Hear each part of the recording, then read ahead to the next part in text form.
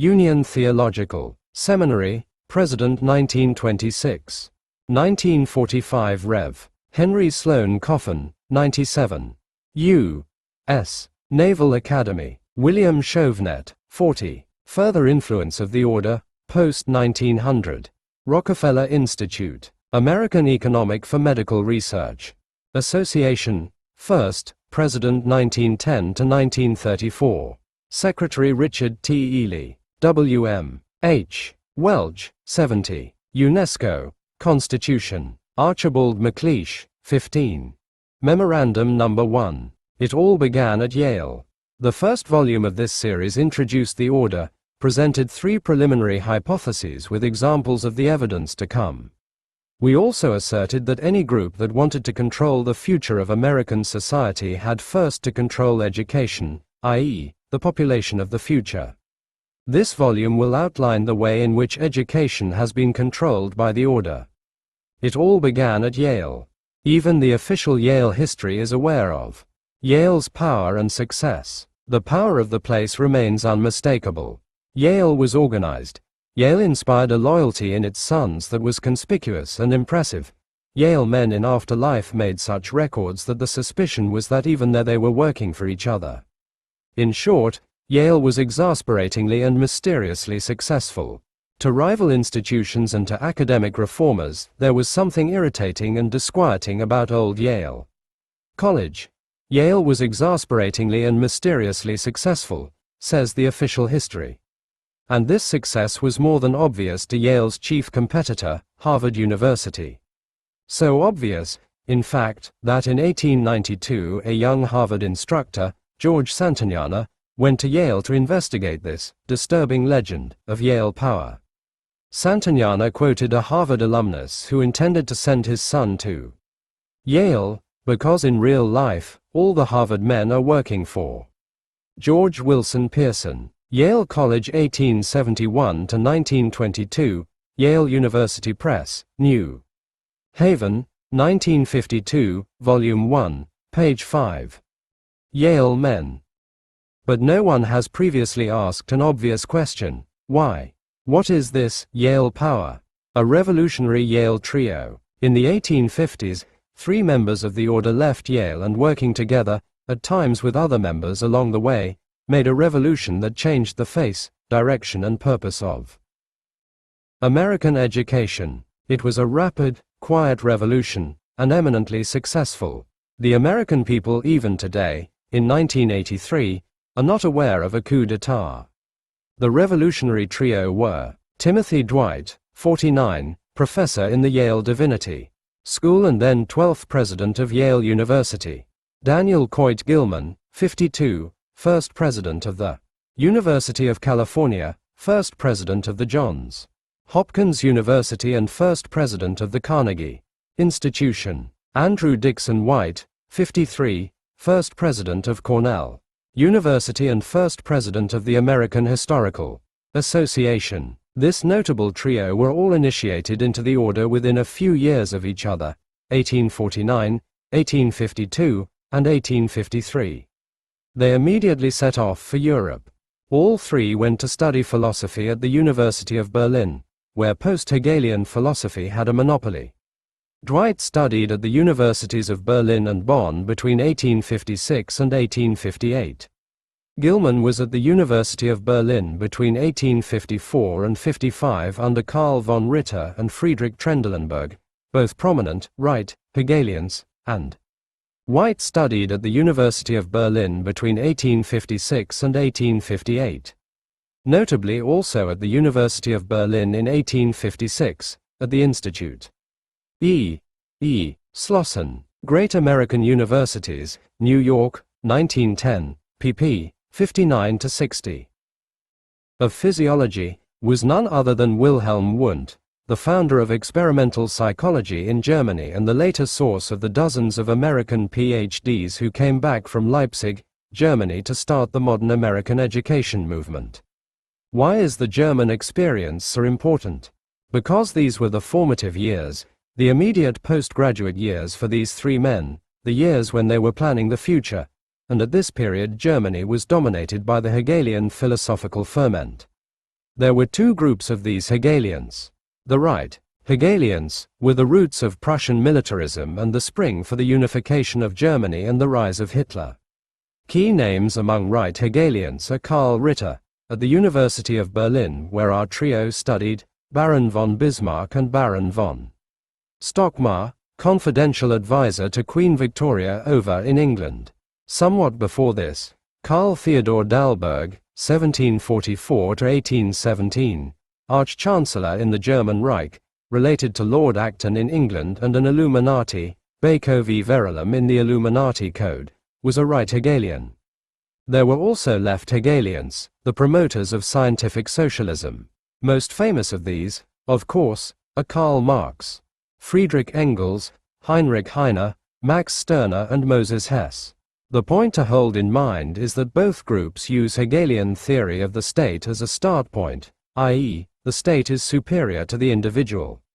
Prussian militarism, Nazism and Marxism have the same philosophic roots. And it left its mark on our trio. Daniel Coit Gilman. Gilman wrote his sister in 1854 that what he most desired to do on returning home to America was to influence New England minds. An extract from one Gilman letter is worth quoting at length.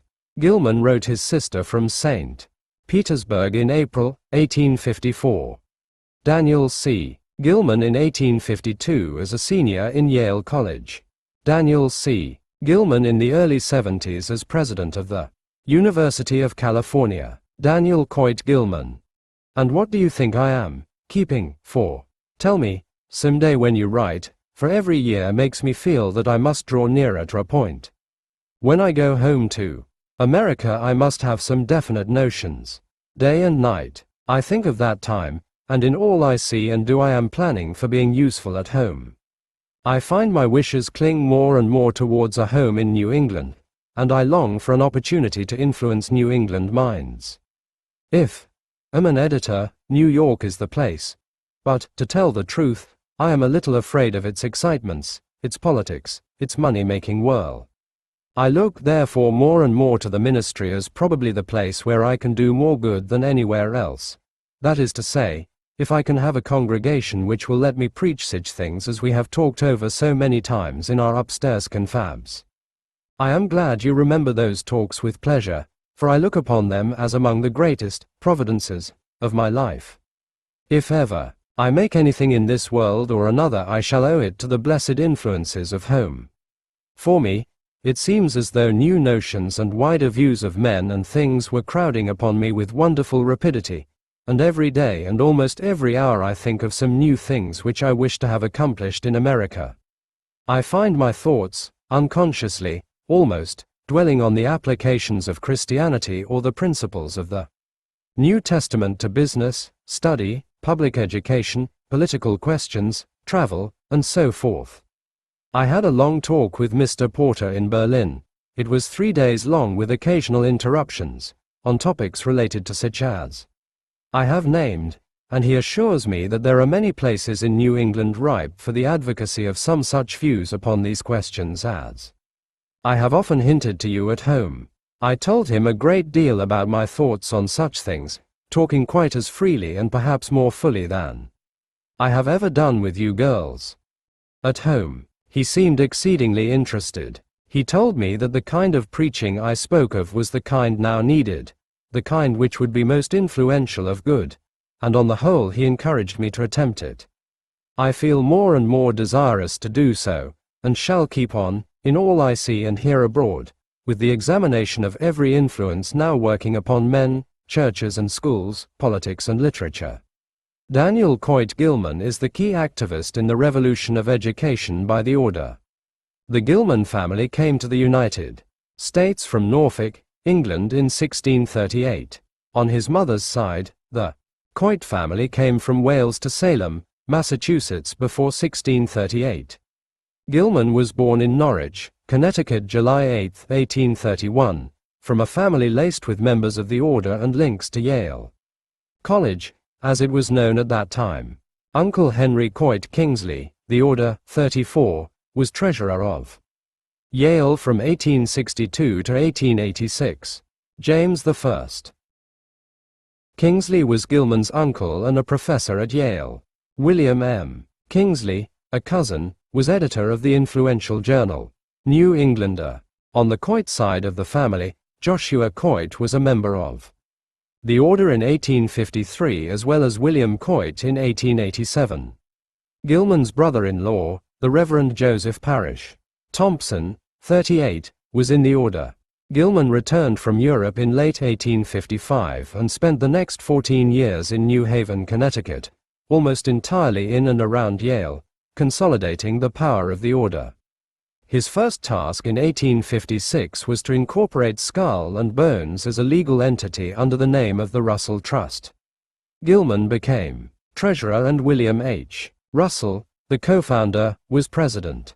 It is notable that there is no mention of the order, Skull and Bones. The Russell Trust, or any secret society activity in Gilman's biography, nor in open records. The order, so far as its members are concerned, is designed to be secret, and apart from one or two inconsequential slips, meaningless unless one has the whole picture. Fabian Franklin, The Life of Daniel Coit Gilman, Dodd, Mead. New York, 1910. pp. 28-9.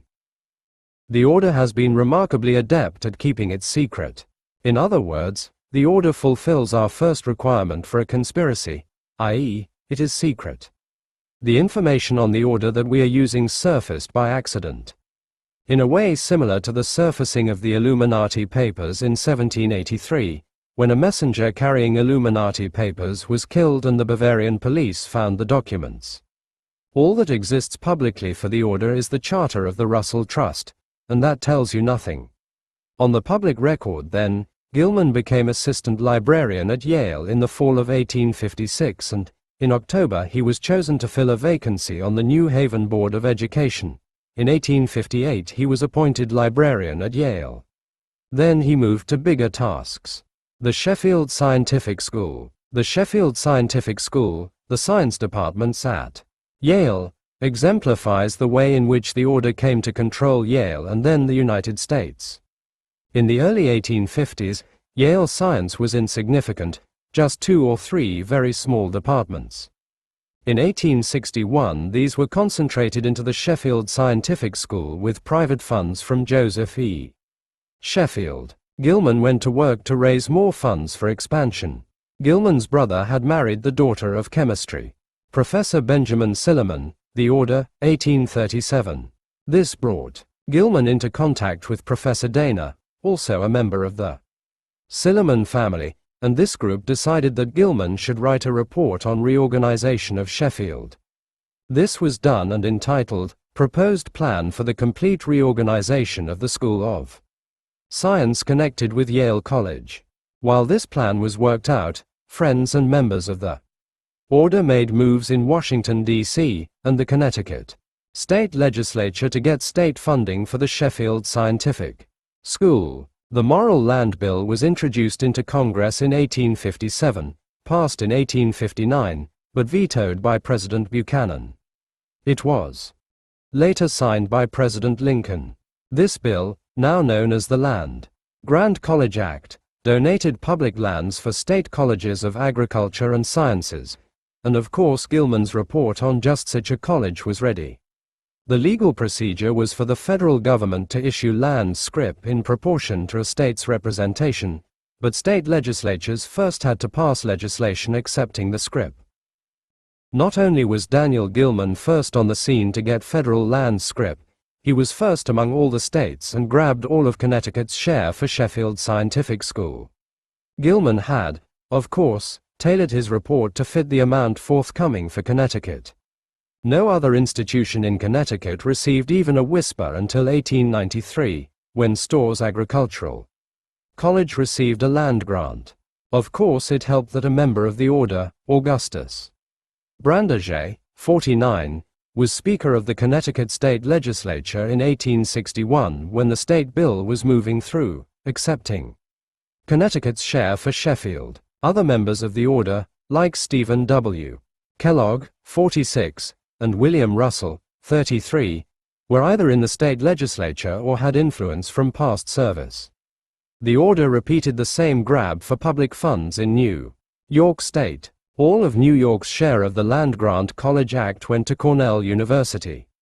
Andrew Dixon White, a member of our trio, was the key activist in New York and later became first president of Cornell. Daniel Gilman was rewarded by Yale and became professor of physical geography at Sheffield in 1863. In brief, the order was able to corner the total state shares for Connecticut and New York, cutting out other scholastic institutions. This is the first example of scores we shall present in this series, how the order uses public funds for its own objectives.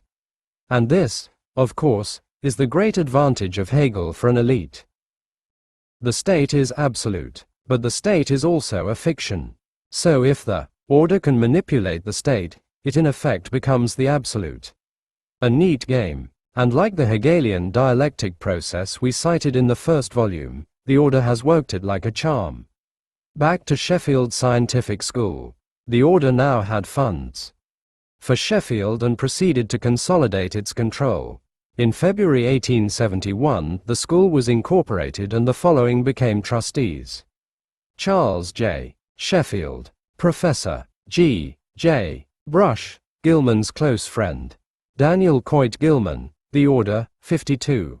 W. T. Trowbridge; John S. Beach, the order, 39. William W. Phelps, the order, 60. Out of 6 trustees, 3 were in the order. In addition, George Street, John Sheffield, son of the benefactor, was initiated in 1863, and the first dean of Sheffield was J.A.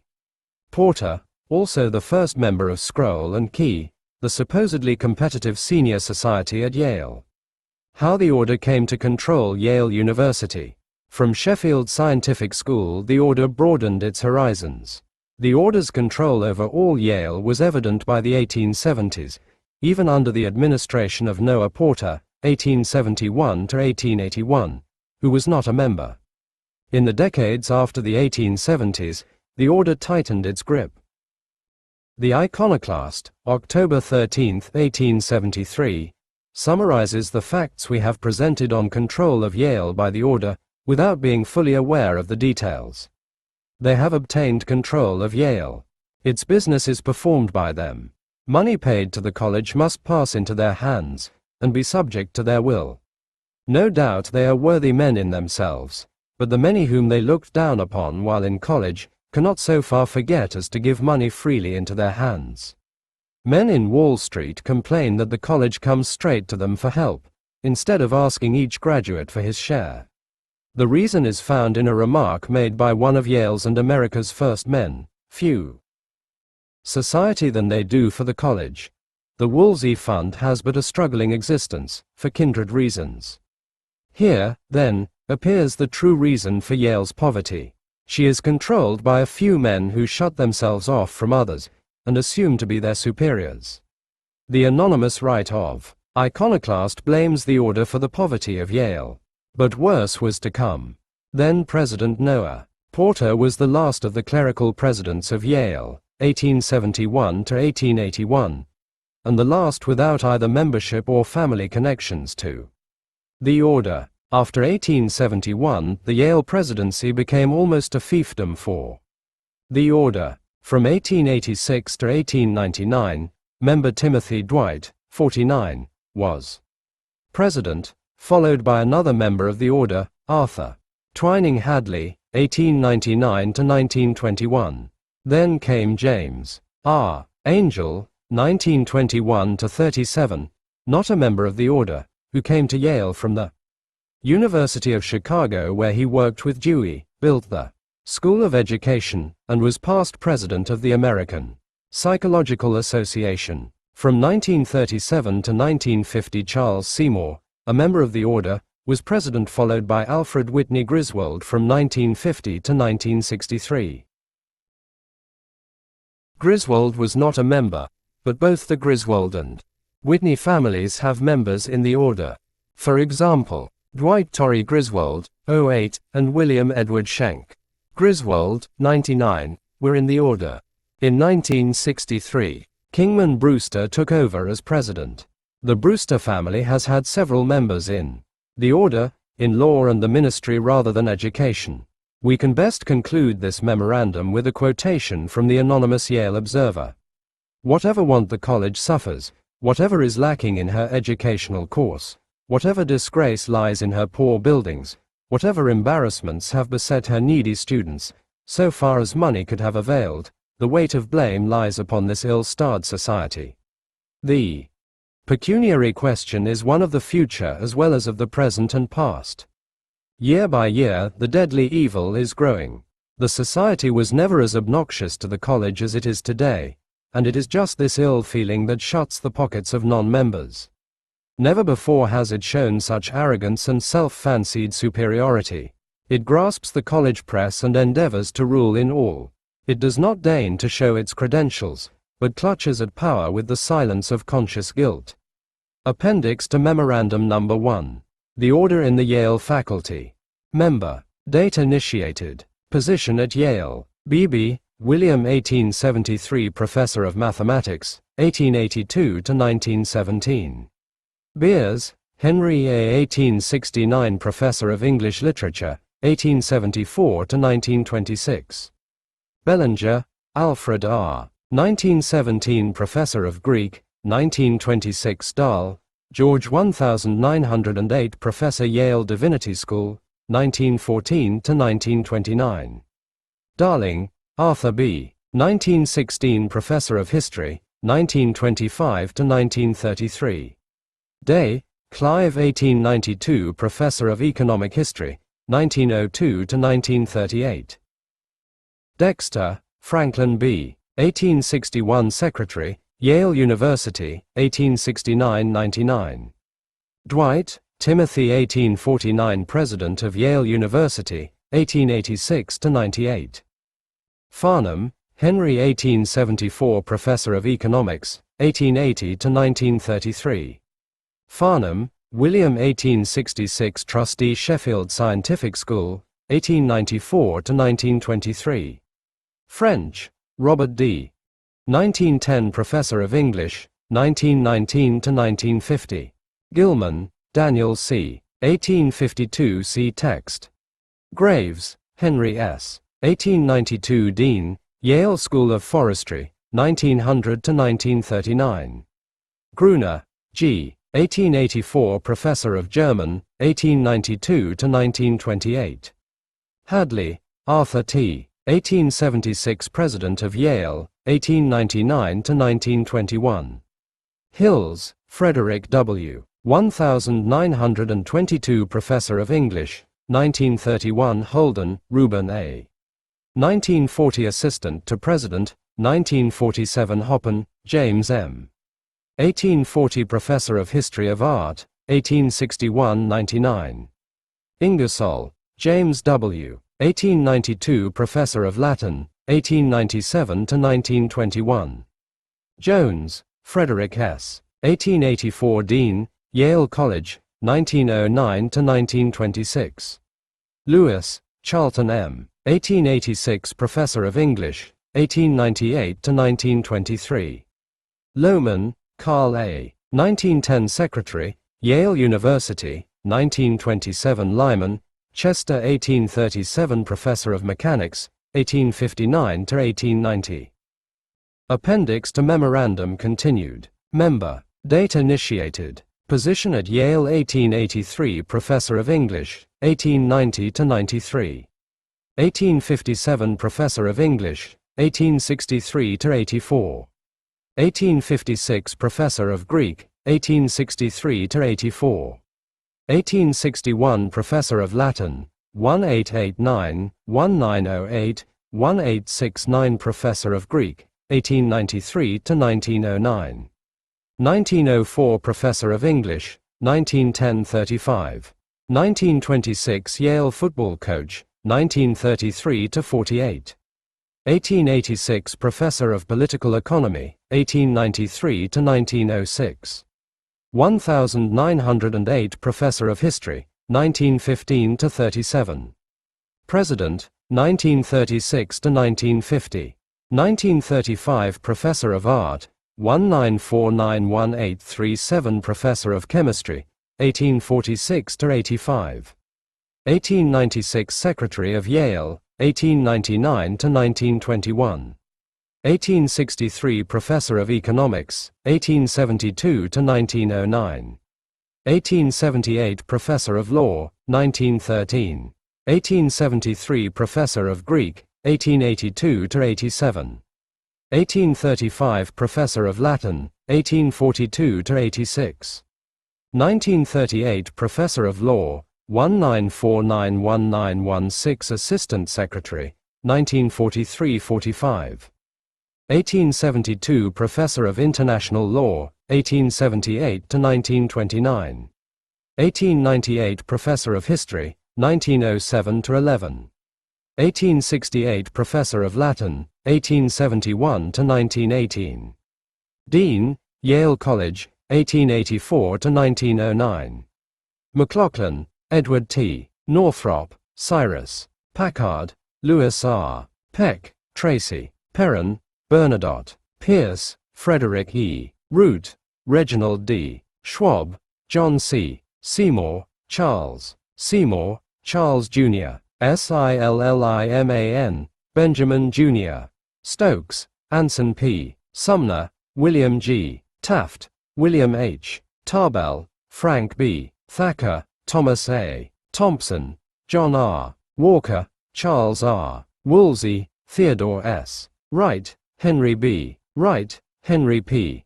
Memorandum No. 2. The Look-Say-Reading Scam. A tragic failure of American education in this century has been a failure to teach children how to read and write and how to express themselves in a literary form.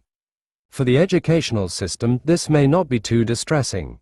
As we shall see later, their prime purpose is not to teach subject matter, but to condition children to live as socially integrated citizen units in an organic society, a real-life enactment of the Hegelian absolute state. In this state, the individual finds freedom only in obedience to the state. Consequently, the function of education is to prepare the individual citizen unit for smooth entry into the organic whole. However, it is puzzling that the educational system allowed reading to deteriorate so markedly. It could be that the order wants the citizen components of the organic state to be little more than automated order takers. After all, a citizen who cannot read and write is not going to challenge the order. But this is surmise. It is not, on the basis of the evidence presently at hand, a provable proposition. In any event, the system adopted the look-say method of learning to read, originally developed for deaf-mutes. The system has produced generations of Americans who are functionally illiterate. Yet, reading is essential for learning and learning is essential for most occupations. And certainly those who can read or write lack vocabulary in depth and stylistic skills. There are, of course, exceptions. This author spent 5 years teaching at a state university in the early 1960s and was appalled by the general. Had not only evaded the system, acquired vocabulary and writing skills, but these exceptions had the most skepticism about the establishment. The order comes into adoption of the look-say method directly and indirectly. Let's start at the beginning. The founder of deaf-mute instruction. Look-say reading methods were developed around 1810 for deaf-mutes by a truly remarkable man, Thomas Hopkins. Gallaudet. Thomas H. Gallaudet was the eldest son of Peter Wallace Gallaudet, descended from a French Huguenot family, and Jane Hopkins. Jane Hopkins traced her ancestry back to John Hopkins and the Reverend Thomas Hooker in the 17th century, who broke away from the Congregational Church to help found Hartford, Connecticut. This parallels the story of the Lord family, see Volume 1. The Lords also traced their ancestry back to Hopkins and Hooker, and the Lords founded Hartford, Connecticut. And it was in Hartford, Connecticut in 1835 that a printer named Lord produced Thomas Gallaudet's first look-say primer. Mother's Primer. Gallaudet's original intention was to use the look-say method only for deaf-mutes who have no concept of a spoken language and are therefore unaware of phonetic sounds for letters. For this purpose, Gallaudet founded the Hartford School for the Deaf in 1817. The Gallaudet system works well for deaf mutes, but there is no obvious reason to use it for those who have the ability to hear sounds. Anyway, in 1835, Mother's Primer was published and the Massachusetts Primary School Committee under Horace Mann immediately adopted the book on an experimental basis. Later we shall find that Horace Mann ties directly to the order, in fact, the co-founder of the order. On pages 20 and 21 we reproduce 2 pages from the second edition of 1836, with the following. Pointing to the whole word frank, but not to the letters. Nothing is yet to be said about letters. Why did Horace Mann push a method designed for deaf mutes onto a school system populated with persons who were not deaf mutes? There are 2 possible reasons. The reader can take his or her pick. First, in 1853 Mann was appointed president of Antioch College. The most influential trustee of Antioch College was the co-founder of the order, Alphonso Taft. Second, Mann never had a proper education and consequently was unable to judge a good method from a bad method for reading. Here's a description of Mann's school days. ENS, Mother's Primer, Teach Her Child Its Letters, and How to Read, DISIONED, also RO2, the lowest class in primary schools, on a new plan, by E.F. T. Ilgall.0, I. Late Renal Palo HN Deaf and Dumb AI. Second edition. Hartford, Daniel Burgess and Co. The Mother's Primer, Frank, ANC Frank, Jane Frank Jank. Deroated T to the Teach. Sty to tho EHDD, MTT.TOT, THR First Pick, Tura, Wet Re That One. Do you know H? On 2. 1. I2, Tot, 1 HTHNE a name. Suppose WC into May, 0 Gma is 2, NSMC, RTG, I under him, Potit NG to the TAOTE2. Vrant. Hut not to the itters. Yet company the associated the educational it looked easy. ENS, Mother's Primer, Teach Her Child Its Letters, and the Mother's Primer, Frank, A. The opportunities for the lad's schooling were extremely meager. The locality enjoyed the reputation of being the smallest school district, with the poorest schoolhouse and the cheapest teacher in the state. Mann's teacher was Samuel Barrett, and we quote, "In arithmetic he was an idiot. He could not recite the multiplication table and could not tell the time of day by the clock. 6 months of the year he was an earnest and reliable teacher, tasting nothing stronger than tea. Then for another 6 months he gave himself to a state of beastly drunkenness." By 1840 there was a backlash, and the look-say system was dropped in Massachusetts. The second attempt. Towards the end of the 19th century, the order came on the scene, and the look-say method was revived. The youngest son of Thomas Hopkins and Sophia Gallaudet was Edward Minor Gallaudet. 2 of his sons went to Yale and became members of the order. Edson Fessenden Gallaudet, 93, who became an instructor of physics at Yale, and Herbert Draper Gallaudet, 98, who attended Union Theological Seminary and became a clergyman. Then the method was adopted by Columbia Teachers College and the Lincoln School. The thrust of the new Dewey-inspired system of education was away from learning and towards preparing a child to be a unit in the organic society. Look-say was ideal for Deweyites. It skipped one step in the learning process. It looked easy and emphasized reading skills. The educational establishment rationalized look-say by claiming that up to the turn of the century reading was taught by synthetic methods, i.e., children were taught letters and an associated sound value. Then they learned to join syllables to make words. This was held to be uninteresting and artificial. Educational research, it was claimed, demonstrated that in reading words are not analyzed into component letter parts, but seen as complete units. Therefore, learning to read should start with complete units. Education. Of course, there is a gigantic non sequitur in this reasoning process. Certainly a skilled reader does see words as complete units. and a really skilled reader does see lines and paragraphs at a glance. But the accuracy of perceiving the whole is based on the degree of understanding and knowledge of the component parts. The educational establishment argues today in the 1980s that, based on further experimental testing, it is easier for a child to read the line, "The rocket zoomed into space," than "The cat sat on the mat." The first line has contrasting visual structure, and the second quote has a similar visual pattern.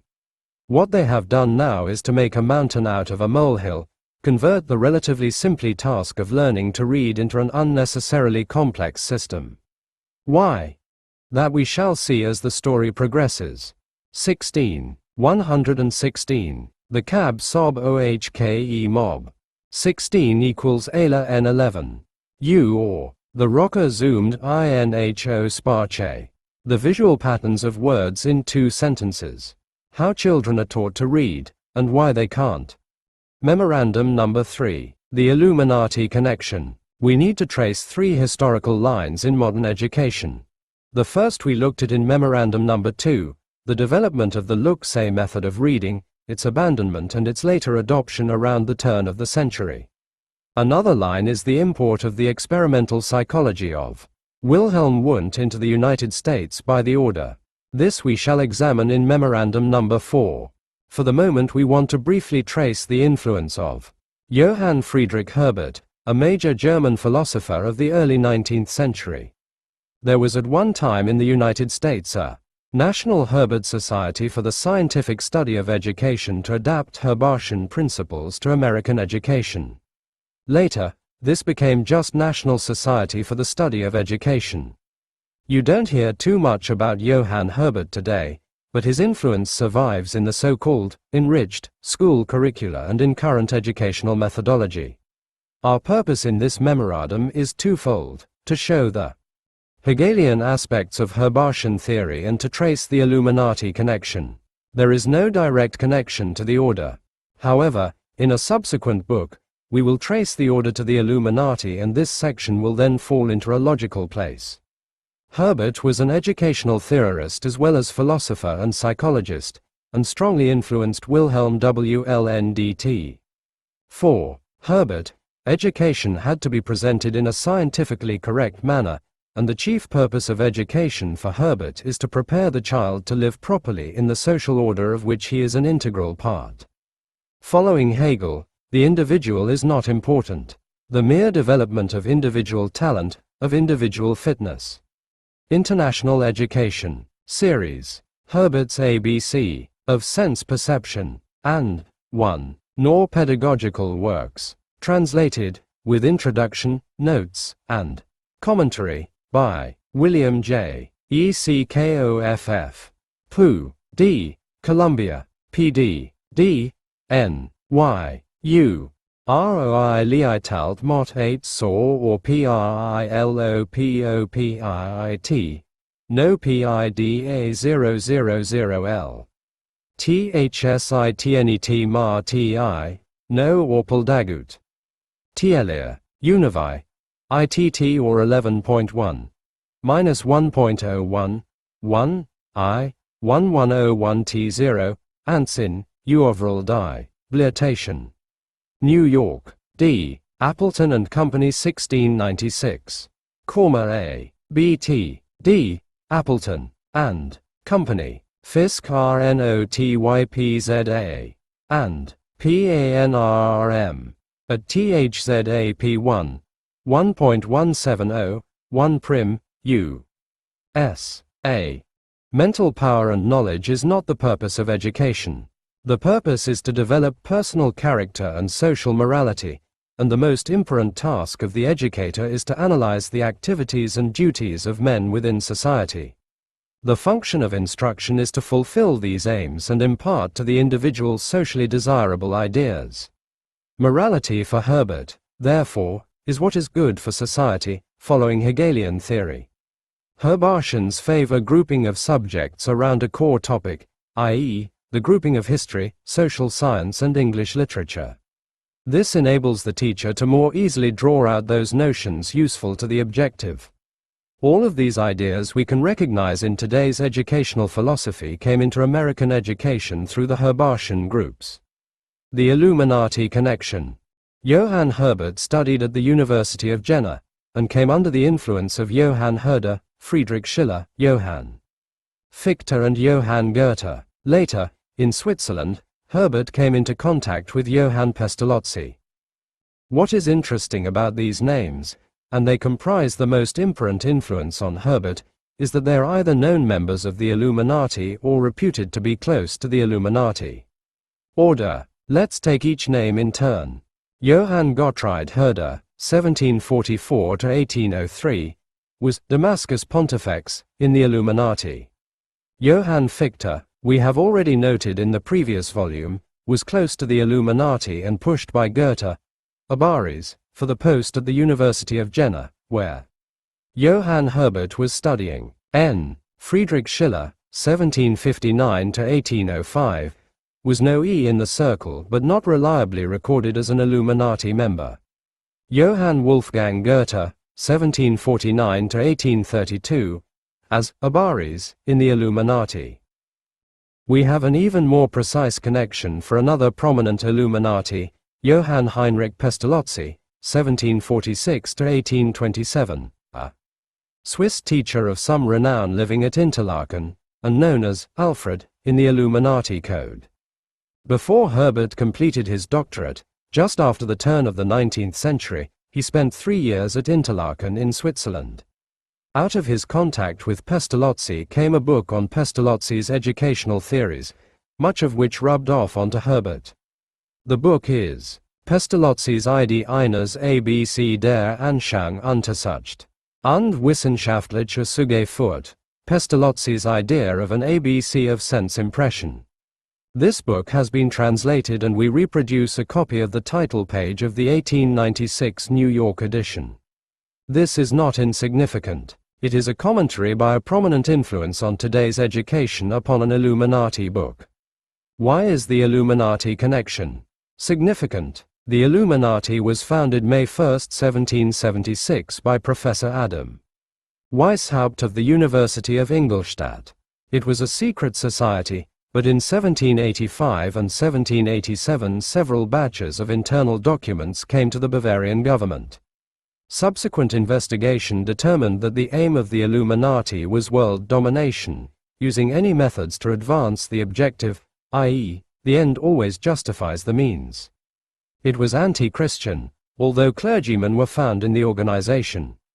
Each member had a pseudonym to disguise his identity. During its time, the Illuminati had widespread and influential membership. After suppression by the Bavarian government in 1788, it was quiet for some years and then reportedly revived.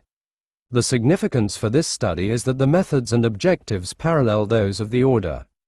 In fact, infiltration of the Illuminati into New England is known and will be the topic of a forthcoming volume. So far as education is concerned, the Illuminati objective was as follows. We must win the common people in every corner. This will be obtained chiefly by means of the schools, and by open, hearty behavior, show, condescension, popularity and toleration of their prejudices which we shall at leisure root out and dispel.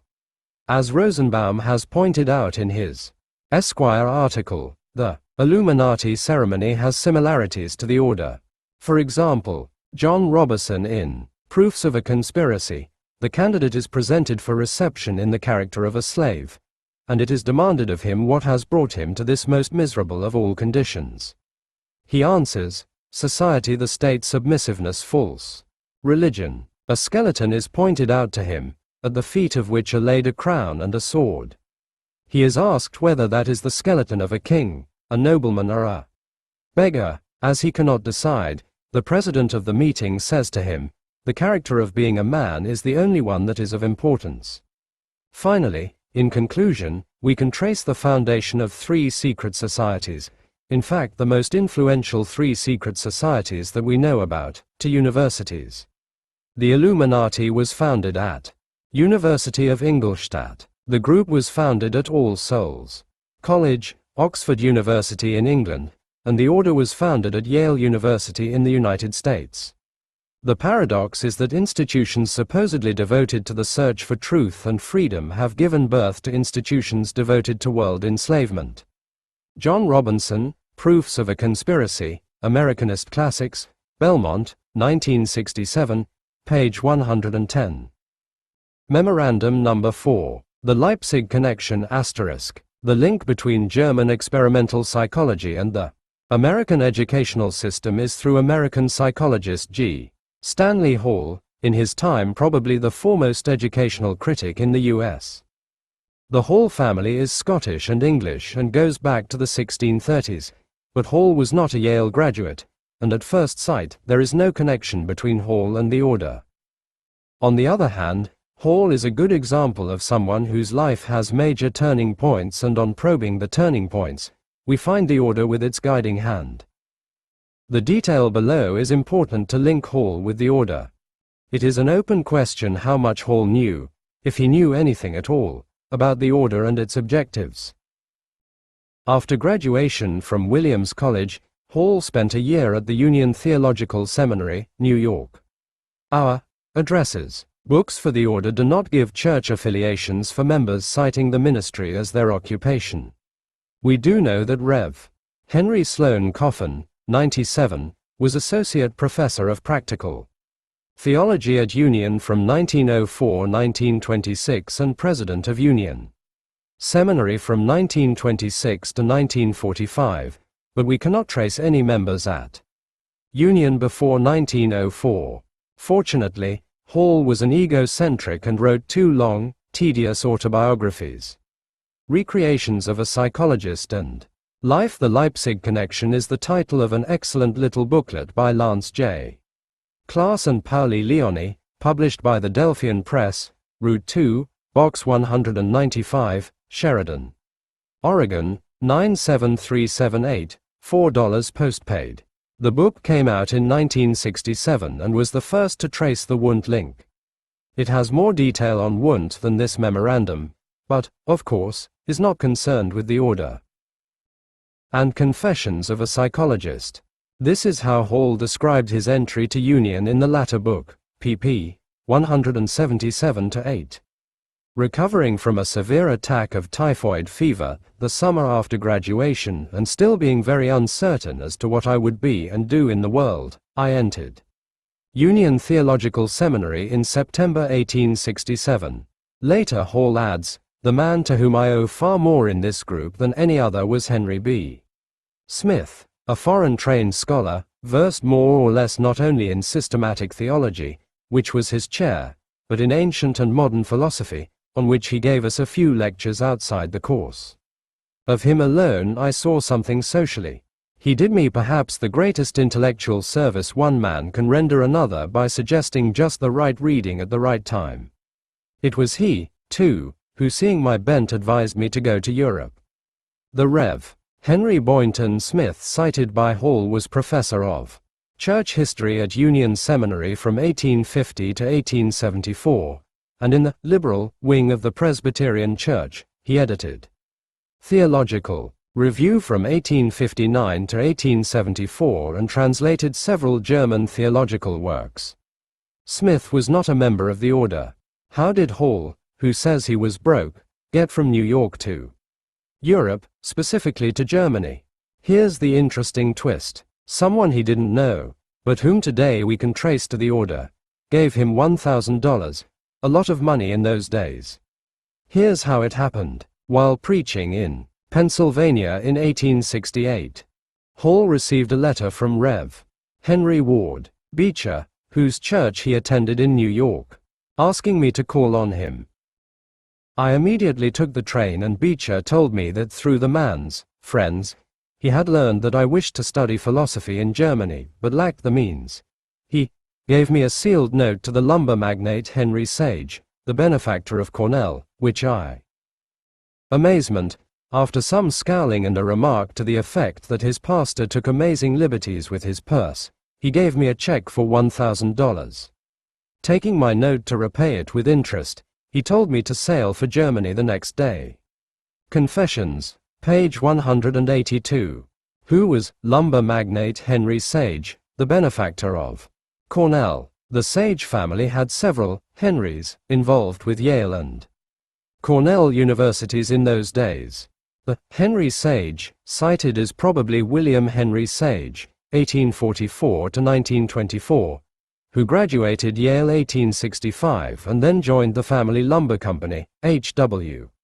Sage and Company in New York. Henry Sage was a member of Scroll and Key, the sister senior society to Skull and Bones at Yale. Furthermore, two of Henry Sage's nephews were in the order, but well after 1868. Dean Sage, 97. Henry Manning Sage, 90. Both Sages entered the family lumber business, by then renamed Sage Land and Lumber. In brief, the funds to get Hall to Germany on his first trip came from a member of Scroll and Key, i.e., Henry Sage, while Sage's two nephews joined the order later in the century. In Germany, Hall studied philosophy at the University of Berlin for 2 years under Hegelians Trendelenburg, Gilman of. The order also studied under Trendelenburg and Lepsius. There were few American students in Berlin at this time, so few that the American minister George Bancroft could entertain him at the U.S. Embassy to meet German Chancellor von Bismarck. Hall at Antioch College. Hall returned to the U.S. from Germany in 1871 and by design or accident found himself under the wing of the order. Again, the detail is important. There are two versions of Hall's. According to Hall's Confessions, he became tutor for the Seligman banking family in New York and was then contacted by James K. Hosmer, professor at Antioch College, Yellow Springs, Ohio. Hosmer asked, and this is very unusual, if Hall would like his professorial post at Antioch. Said Hall, I gladly accepted.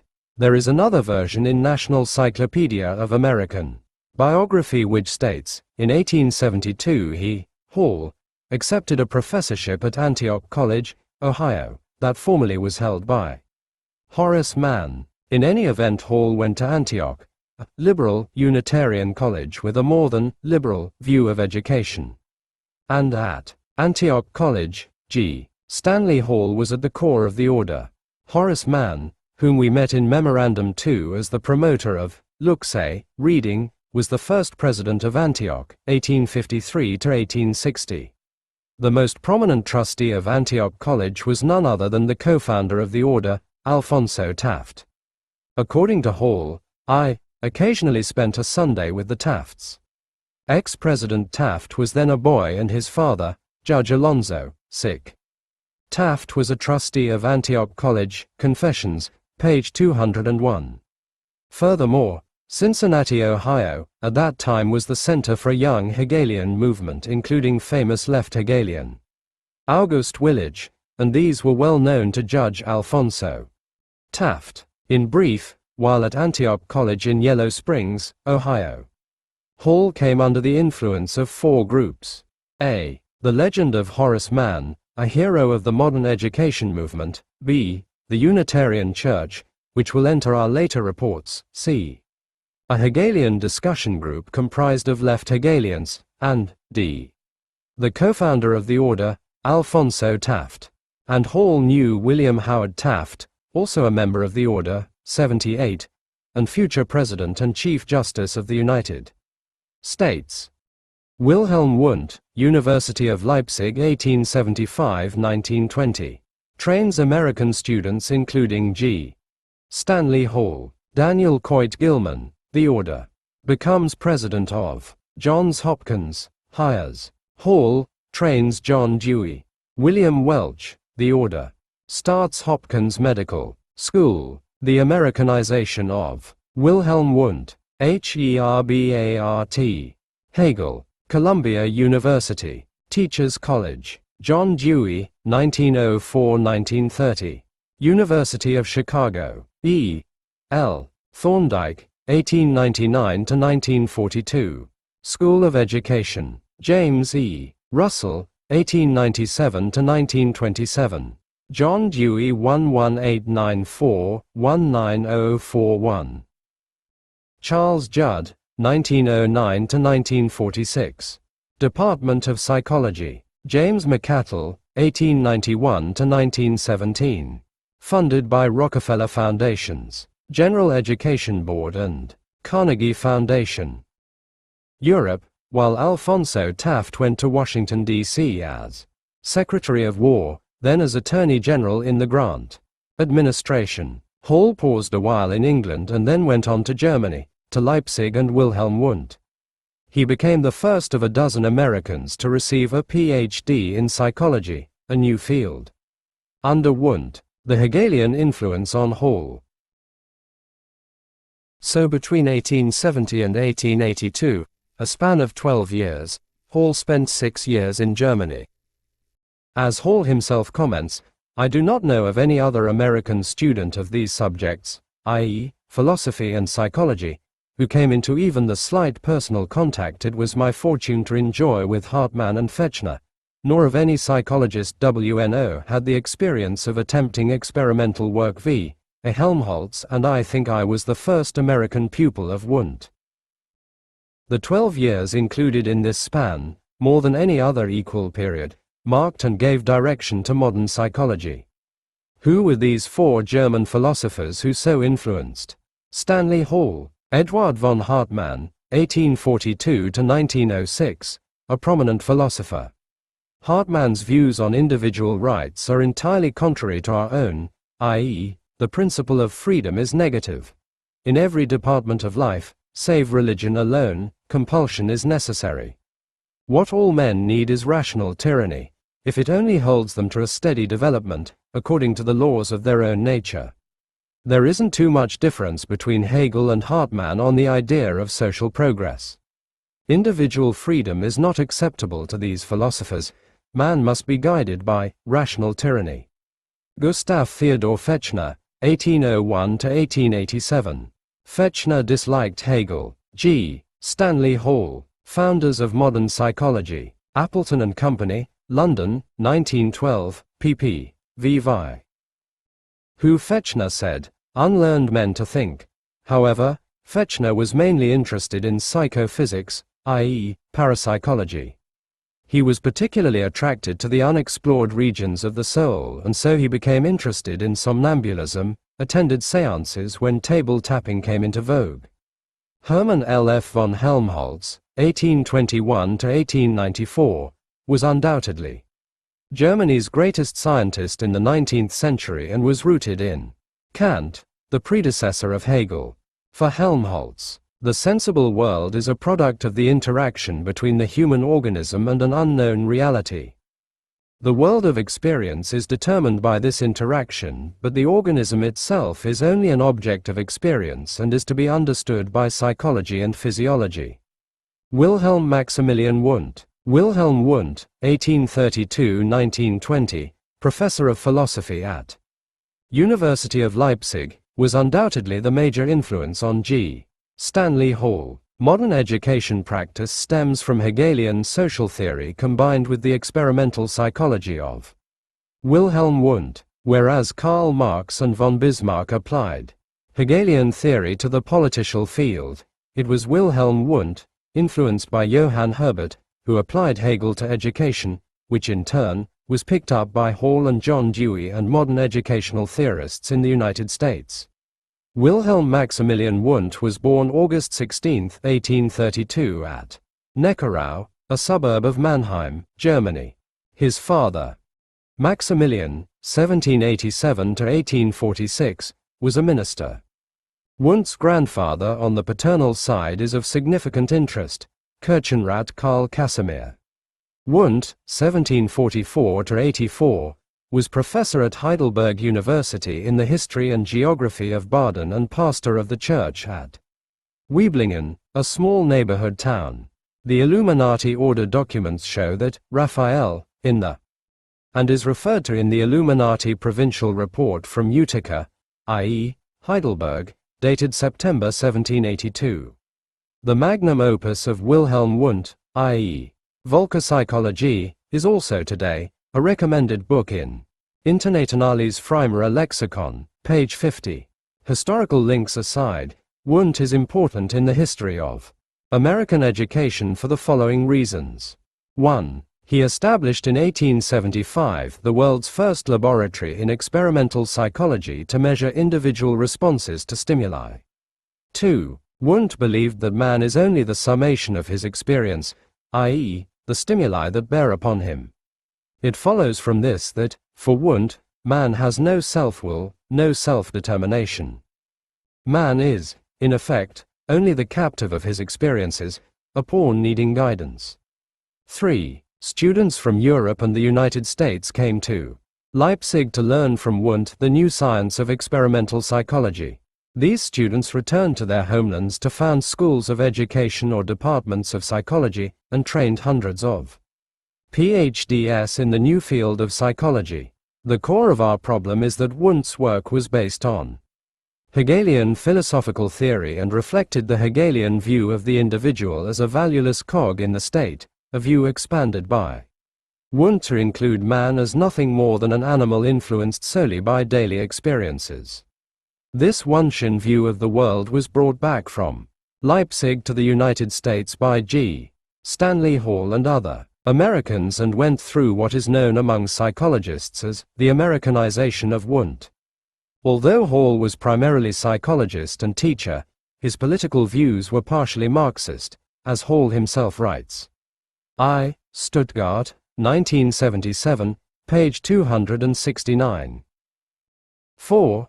I had wrestled with Karl Marx and half accepted what I understood of him. Confessions, page 222.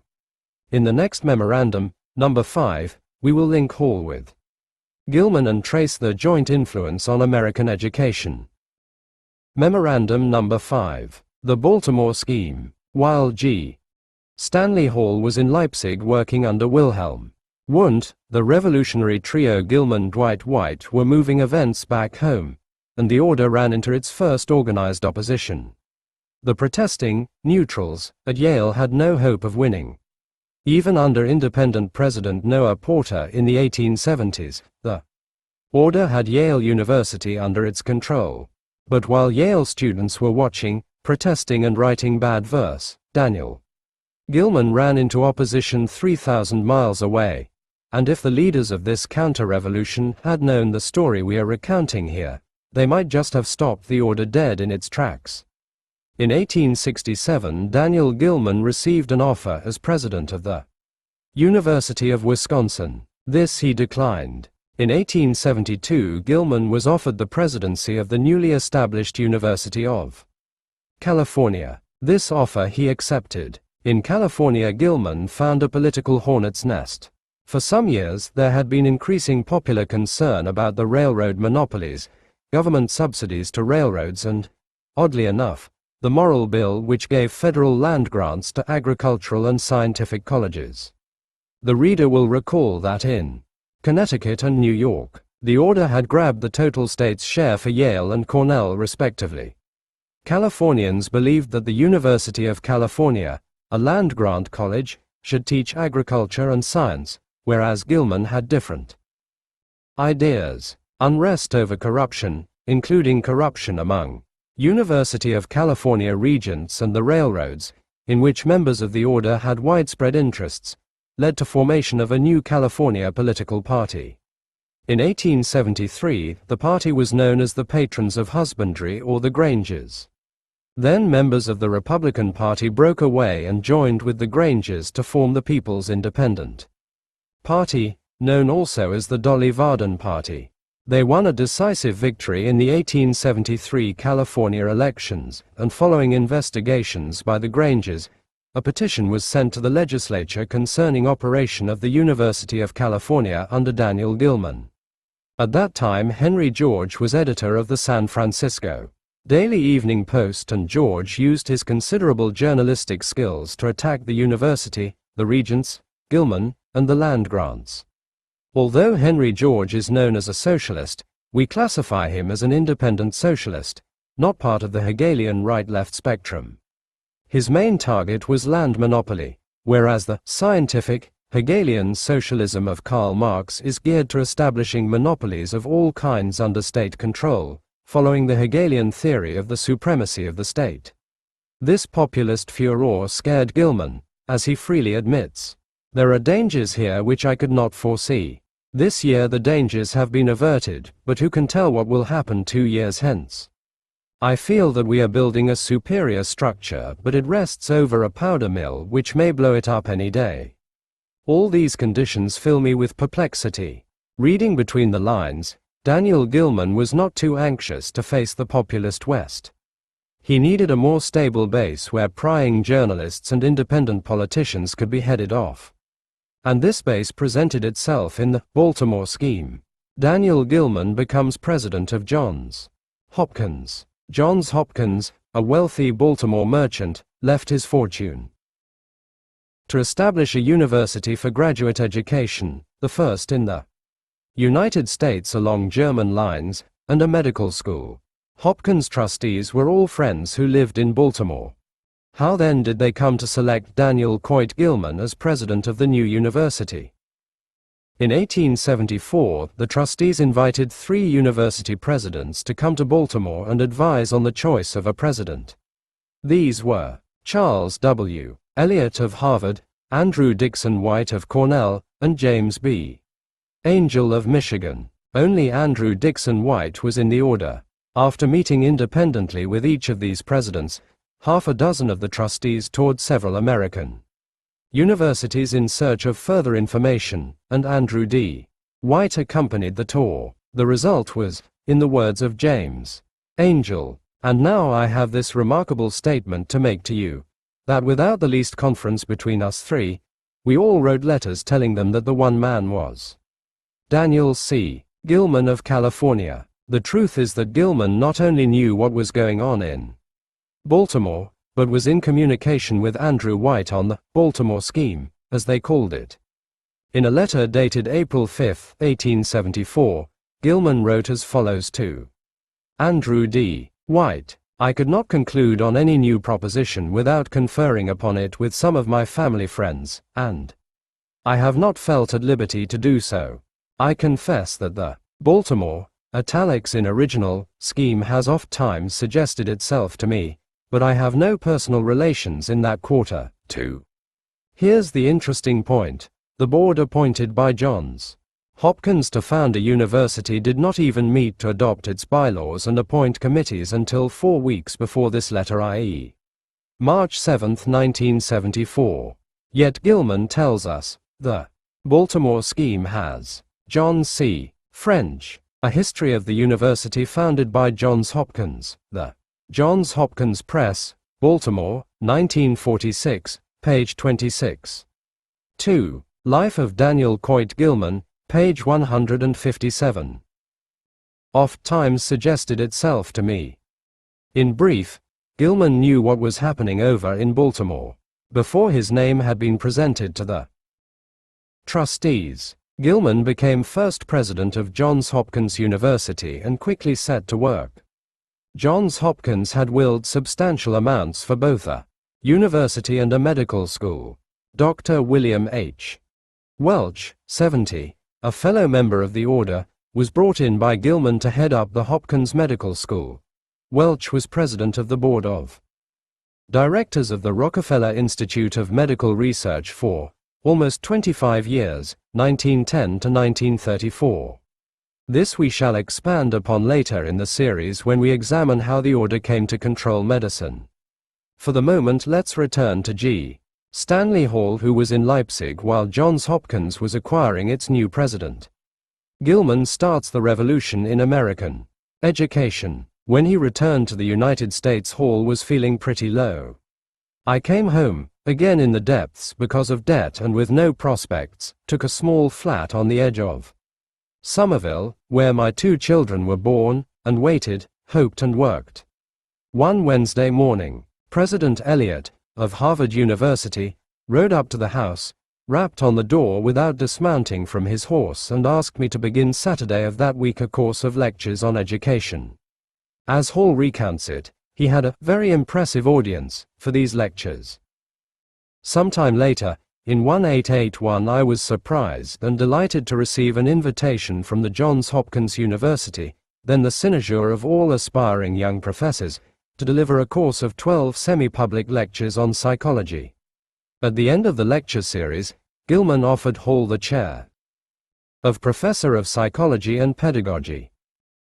This puzzled Hall because others at Johns Hopkins were older and more able than himself, and why the appointment, for which all of them had been considered, fell to me, I was never able to understand, unless it was because my standpoint was thought to be a little more accordant with the ideals which then prevailed there. Hall was given a psychological laboratory, $1,000 a year for equipment, and, with the encouragement of Gilman, founded the American Journal of Psychology. And what did Hall teach? Again in his own words.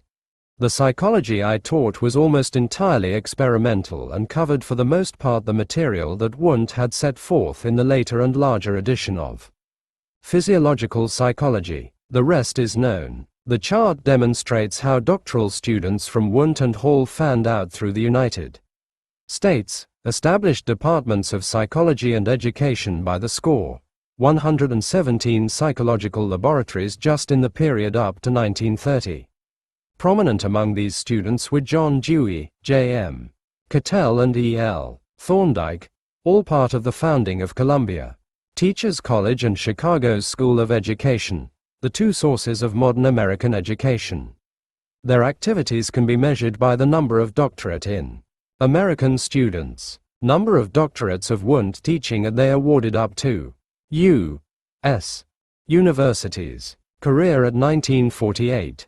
G. Stanley Hall, J. McKean Cattell, E. W. Scripture, E. B. Titchener, H. Gale, G. T. W. Patrick, C.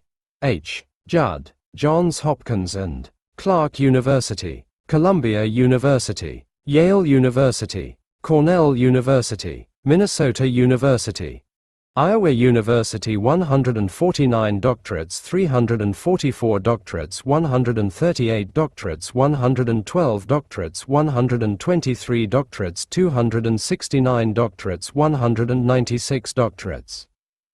Educational psychology and experimental psychology granted in the period up to 1948.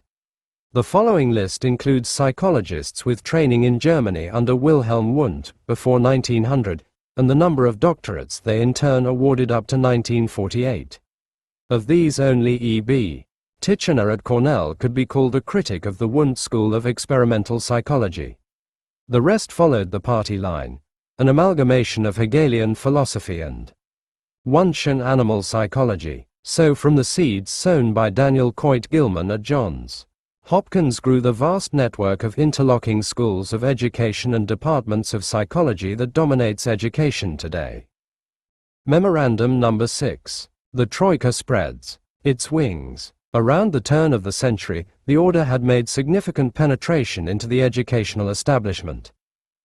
By utilizing the power of members in strategic positions, they were able to select, groom and position non-members with similar philosophy and activist traits. In 1886, Timothy Dwight, the order, had taken over from the last of Yale's clerical presidents, Noah Porter. Never again was Yale to get too far from the order. Dwight was followed by member Arthur T. Hadley, 76. Andrew Dixon White was secure as president of Cornell and alternated as U.S. ambassador to Germany. While in Berlin, White acted as recruiting agent for the order. Not only G. Stanley Hall came into his net, but also Richard T. Ely, founder of the American Economic Association. Daniel Gilman, as we noted in the last memorandum, was president of Johns Hopkins and used that base to introduce Wundtian psychology into U.S. education. After retirement from Johns Hopkins, Gilman became the first president of the Carnegie Institution of Washington, D.C. The chart overleaf summarizes the achievement of this remarkable troika. Now let's see how the order moved into more specialized fields of education. Then we need to examine how the order fits with John Dewey, the source of modern American educational philosophy, then how the order spread Dewey throughout the system. Founding of the American Economic Association. Academic associations are a means of conditioning or even policing academics.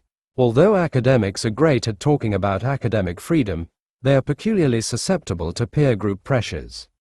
And if an academic fails to get the word through his peer group, there is always the threat of not getting tenure. In other words, what is taught at university levels is passed through a sieve. The sieve is faculty conformity.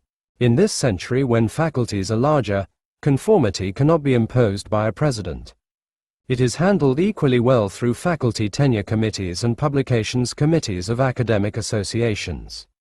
We have already noted that member Andrew Dickson White founded and was first president of the American Historical Association and therefore was able to influence the constitution and direction of the AHA. This has generated an official history and ensured that existence of the order is never even whispered in history books, let alone school texts.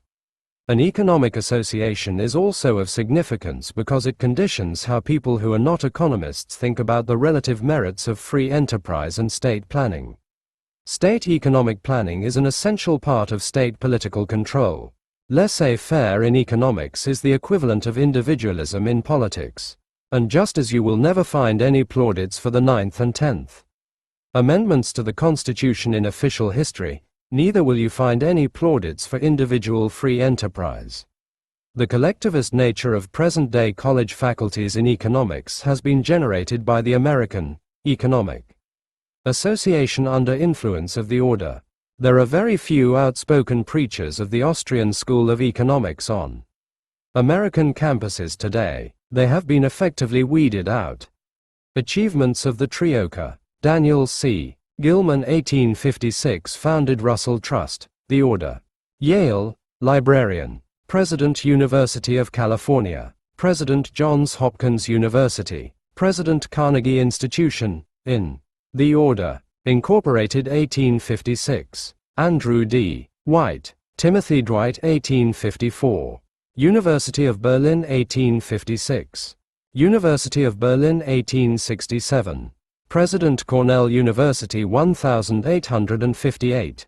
Yale Theological 1894. U.S. Ambassador Berlin. Seminary 1886. President Yale College. Unable to find a teaching post in the United States. So much for academic freedom in economics.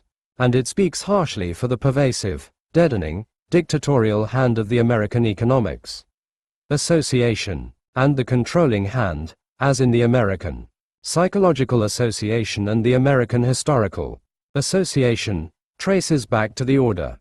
The principal founder and first secretary of the American Economic Association was Richard T.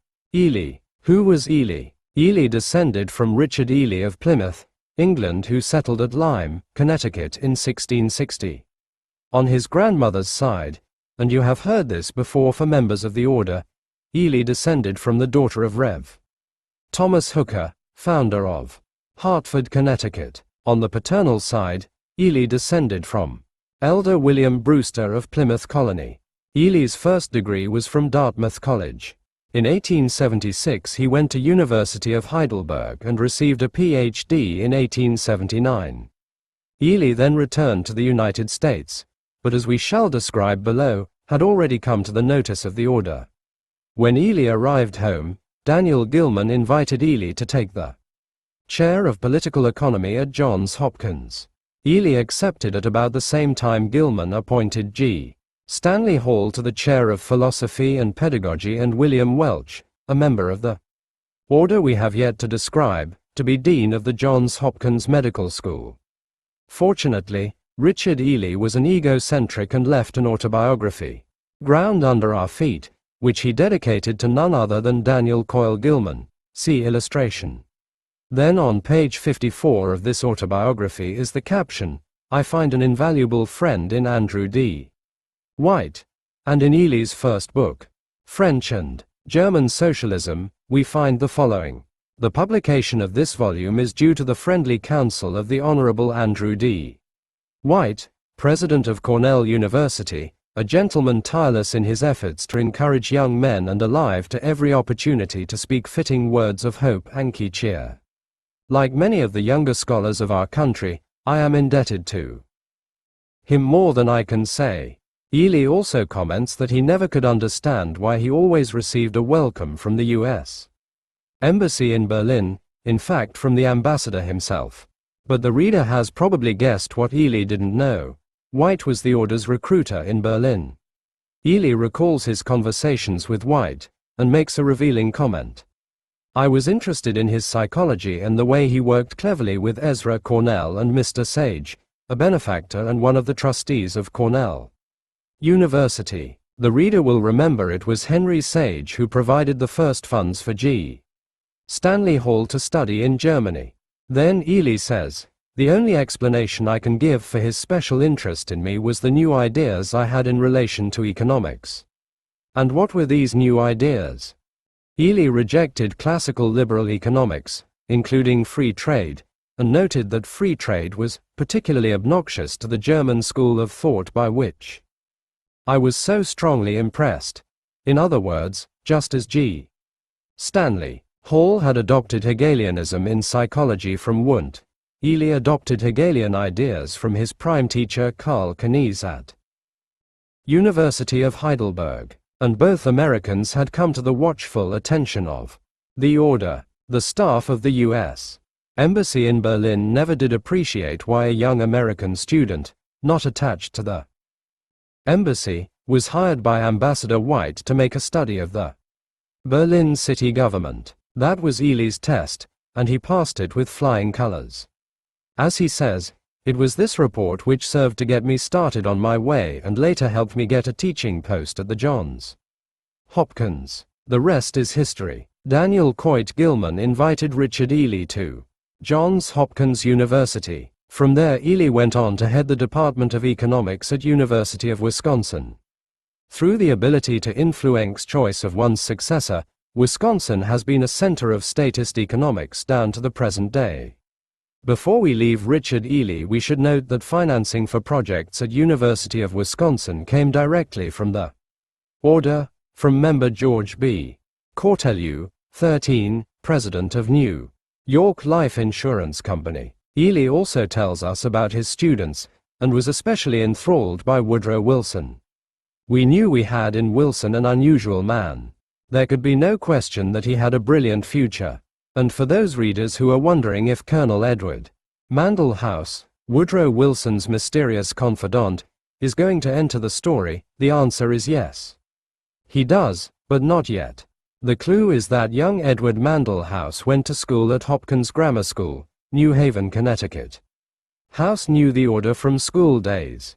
In fact, CNE of House's closest classmates at Hopkins Grammar School was member Arthur Twining Hadley, 76, who went on to become president of Yale University, 1899 to 1921. And it was Theodore Roosevelt who surfaced Hadley's hidden philosophy. Years later, Theodore Roosevelt would term Arthur Hadley his fellow anarchist and say that if their true views were known, they would be so misunderstood that they would both lose their jobs as President of the United States and President of Yale. Morris Hadley, Arthur Twining Hadley, Yale University Press, 1948, page 33.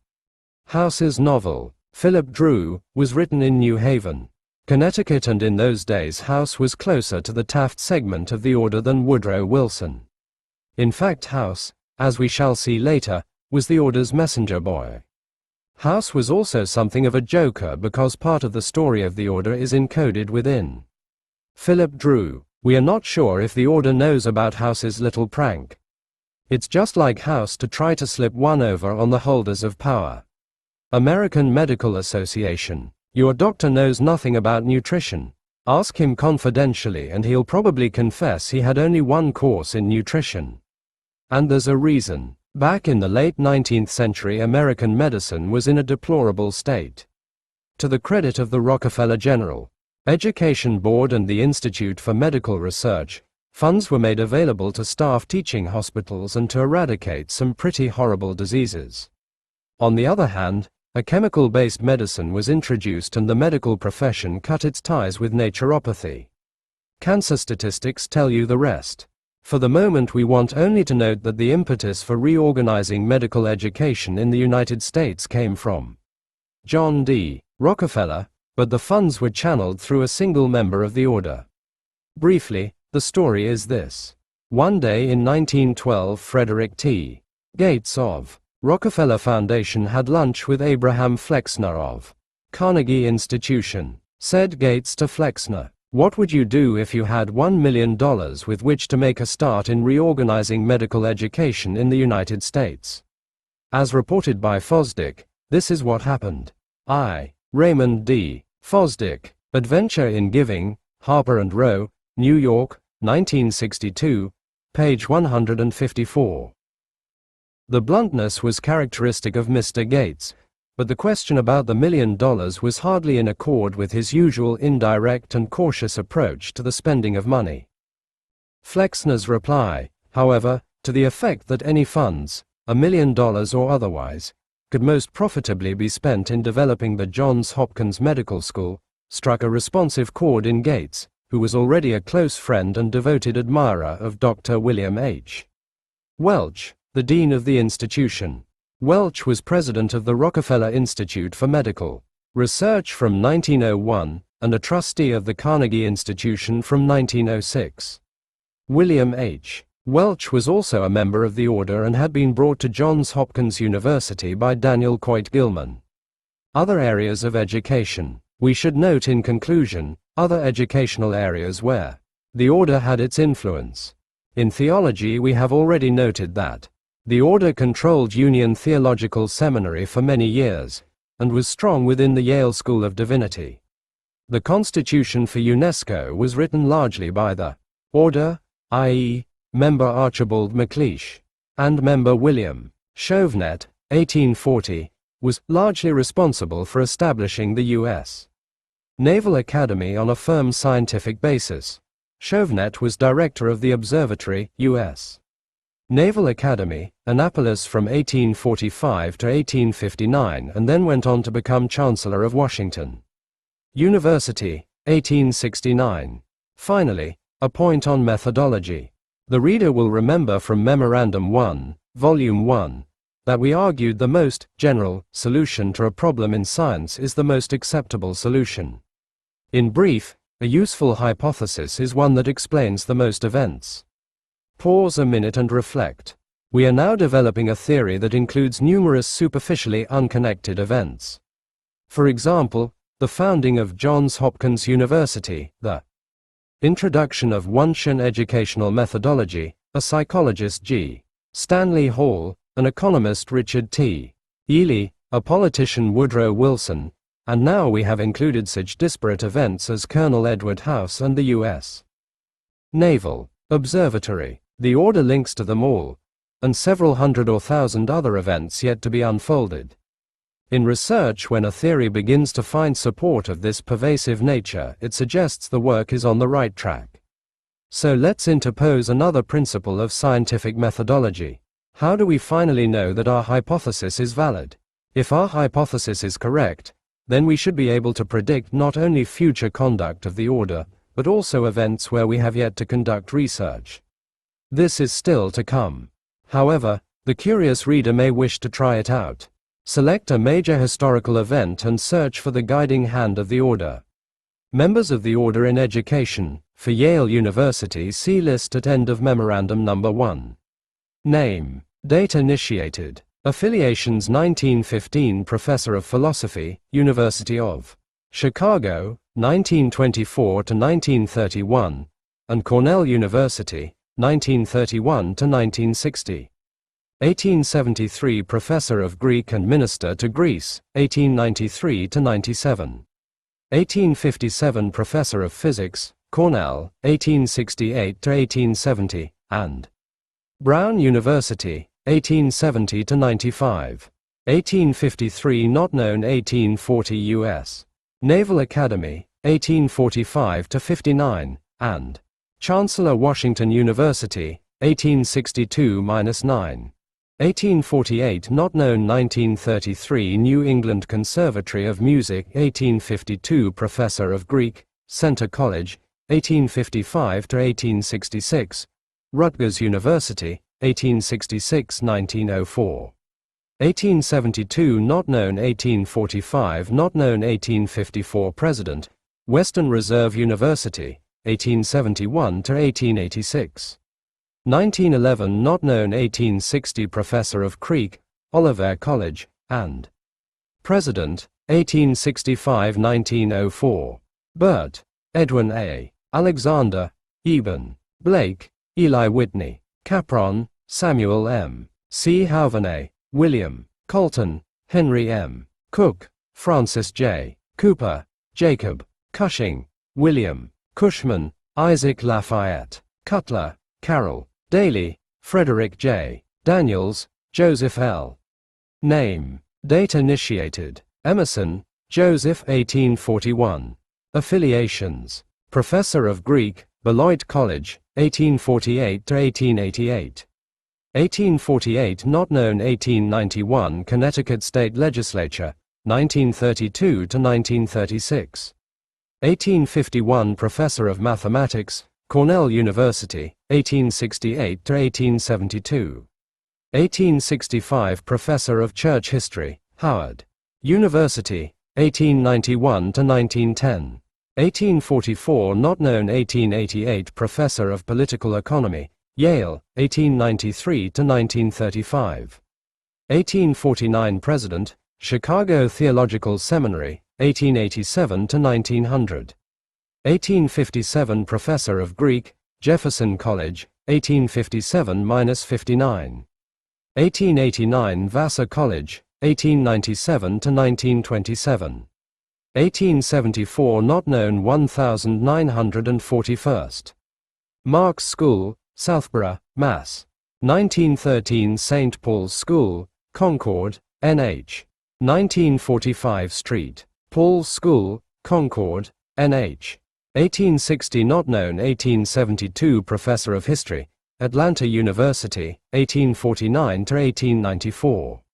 1871 Secretary, Connecticut State Board of Education, 1883–1920. 1858 not known. 1900 not known. 1939 Episcopal High School, 1840 Chancellor, Washington University, 1858–1862. 1928 Adirondack, Florida School, 1855 Professor of Mathematics, U.S. Naval Academy, 1865–1870, Trinity College, 1884–1906. 1862 Professor of History, N.Y. City College, 1883–1916. 1852 Professor English Literature, Washington and Lee, 1867–1877, and Louisiana State University, 1883–1899. 1933 Institute of Contemporary Art, 1873 not known. 1883 not known.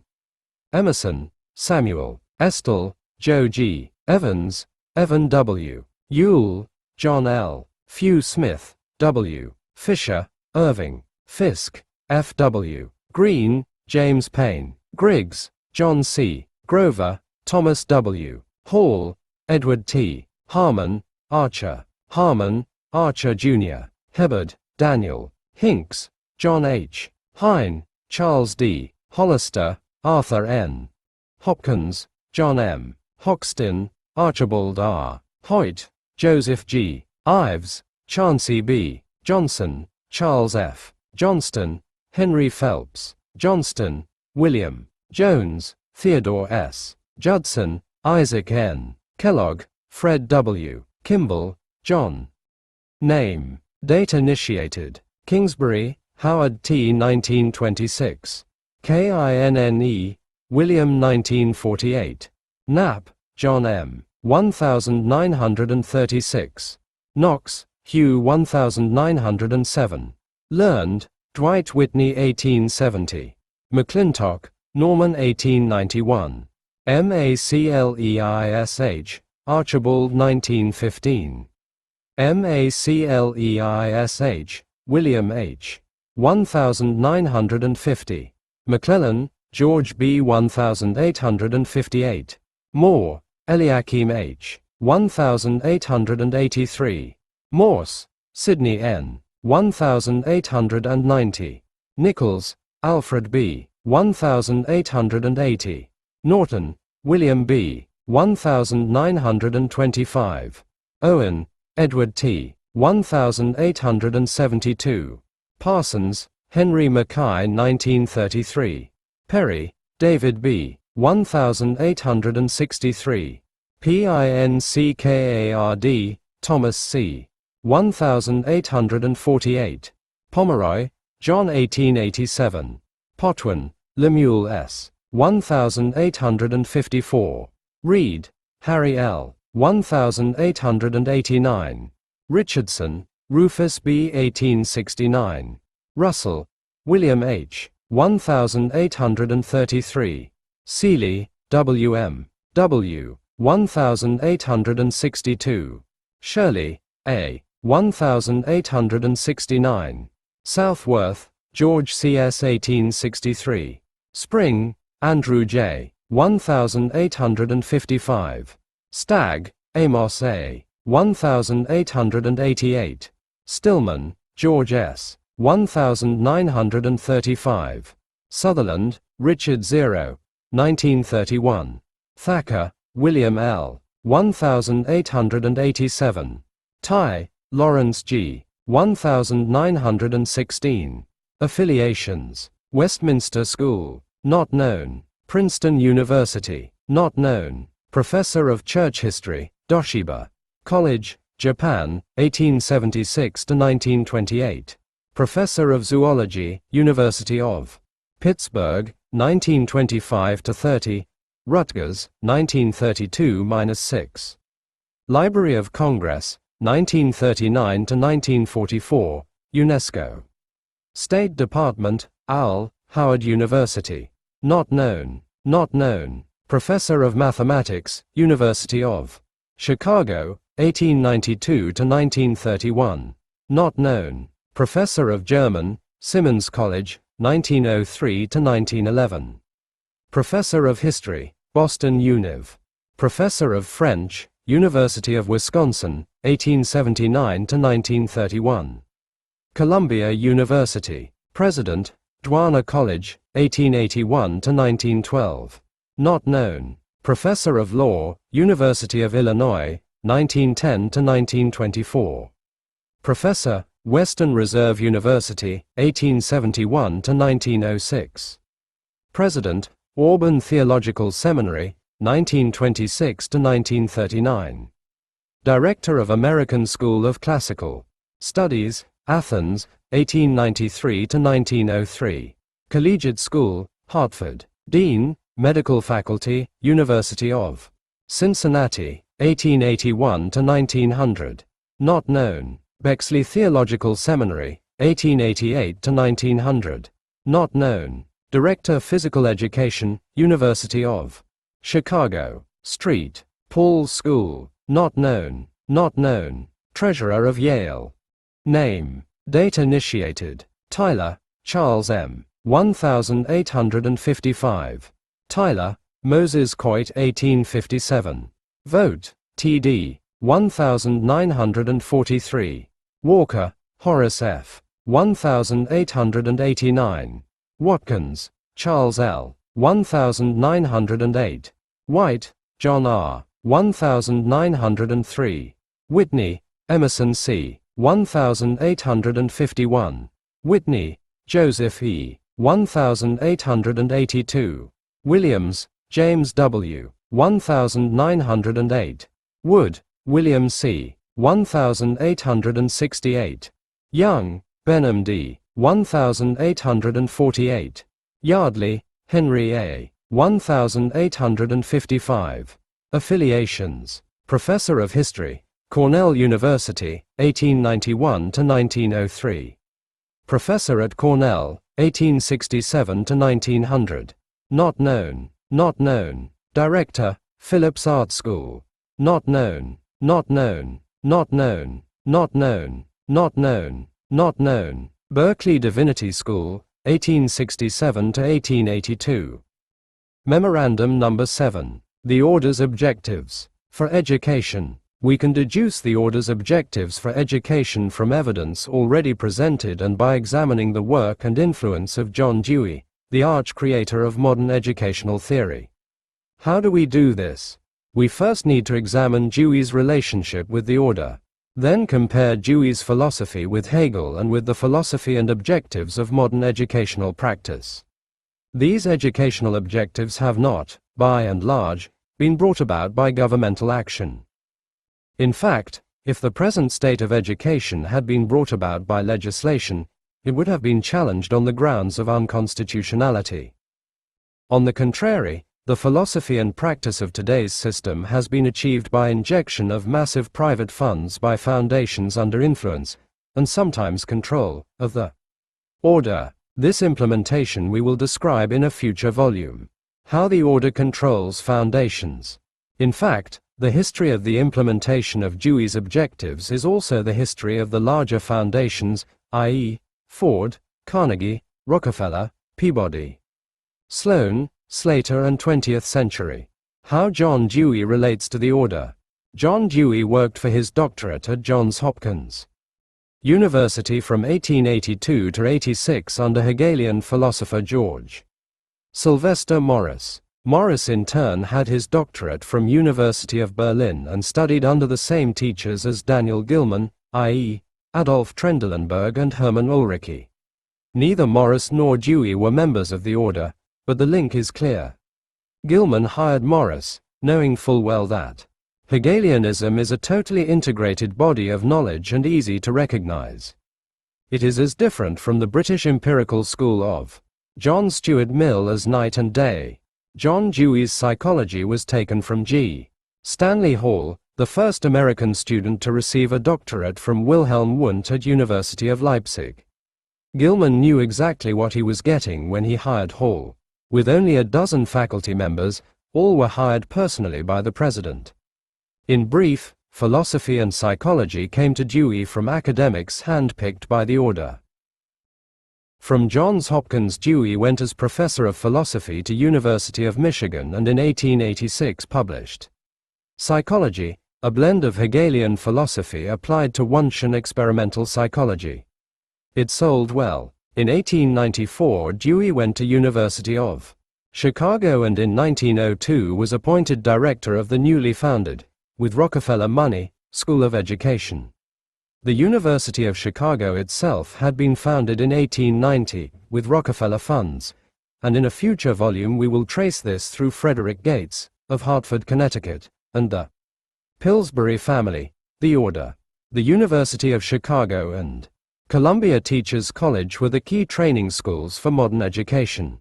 The influence of Dewey. Looking back at John Dewey after 80 years of his influence, he can be recognized as the preeminent factor in the collectivization, or Hegelianization, of American schools. Dewey was consistently a philosopher of social change. That's why his impact has been so deep and pervasive, and it is in the work and implementation of the ideas of John Dewey that we can find the objective of the order. When the order brought G. Stanley Hall from Leipzig to Johns Hopkins University, John Dewey was already there, waiting to write his doctoral dissertation on the psychology of Kant. Already a Hegelian in philosophy, he acquired and adapted the experimental psychology of Wundt and Hall to his concept of education for social change. To illustrate this, here's a quote from John Dewey in My Pedagogic Creed. The school is primarily a social institution. Education being a social process, the school is simply that form of community life in which all those agencies are concentrated that will be most effective in bringing the child to share in the inherited resources of the race, and to use his own powers for social ends. Education, therefore, is a process of living and not a preparation for future living. What we learn from this is that Dewey's education is not child-centered, but state-centered, because for the Hegelian, social ends are always state ends. This is where the gulf of misunderstanding between modern parents and the educational system begins. Parents believe a child goes to school to learn skills to use in the adult world, but Dewey states specifically that education is not a preparation for future living. The Dewey educational system does not accept the role of developing a child's talents but, contrarily, only to prepare the child to function as a unit in an organic whole, in blunt terms, a cog in the wheel of an organic society. Whereas most Americans have moral values rooted in the individual, the values of the school system are rooted in the Hegelian concept of the state as the absolute. No wonder there is misunderstanding.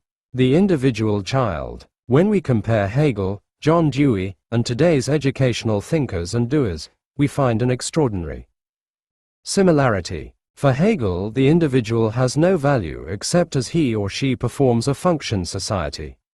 The state is the absolute reality and the individual himself has objective existence, truth and morality only in his capacity as a member of the state. John Dewey tried to brush the freedom of the individual to one side.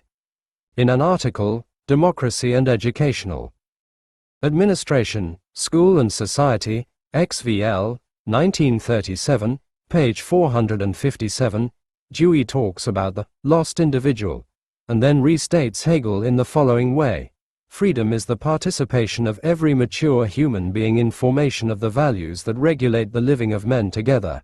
This is pure Hegel, i.e. man finds freedom only in obedience to the state. As one critic, Horace M. Kalian, stated, John Dewey had a blindness to the sheer individuality of individuals.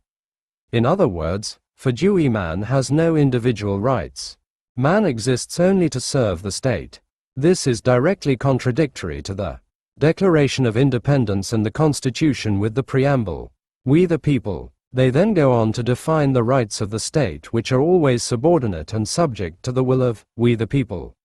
This, of course, is why modern educationists have great difficulty in introducing the Constitution into schoolwork. Their ideas follow Hegel and Dewey and indirectly the objectives of the order. For example, an attempt should be made to redress the present overemphasis on individualism in current programs. Students need to develop a sense of community and collective identity. Educational Leadership, May 1982, William B. Stanley, Ast. Professor, Department of Curriculum and Instruction, Louisiana State University. The purpose of education. Rights and exists only for the state. There was no need for Hegel to describe education, and so far as we know there is no statement purely on education in Hegel's writings. It is unnecessary. For Hegel, every quality of an individual exists only at the mercy and will of the state. This approach is reflected in political systems based on Hegel, whether it be Soviet communism or Hitlerian National Socialism. John Dewey follows Hegel's organic view of society.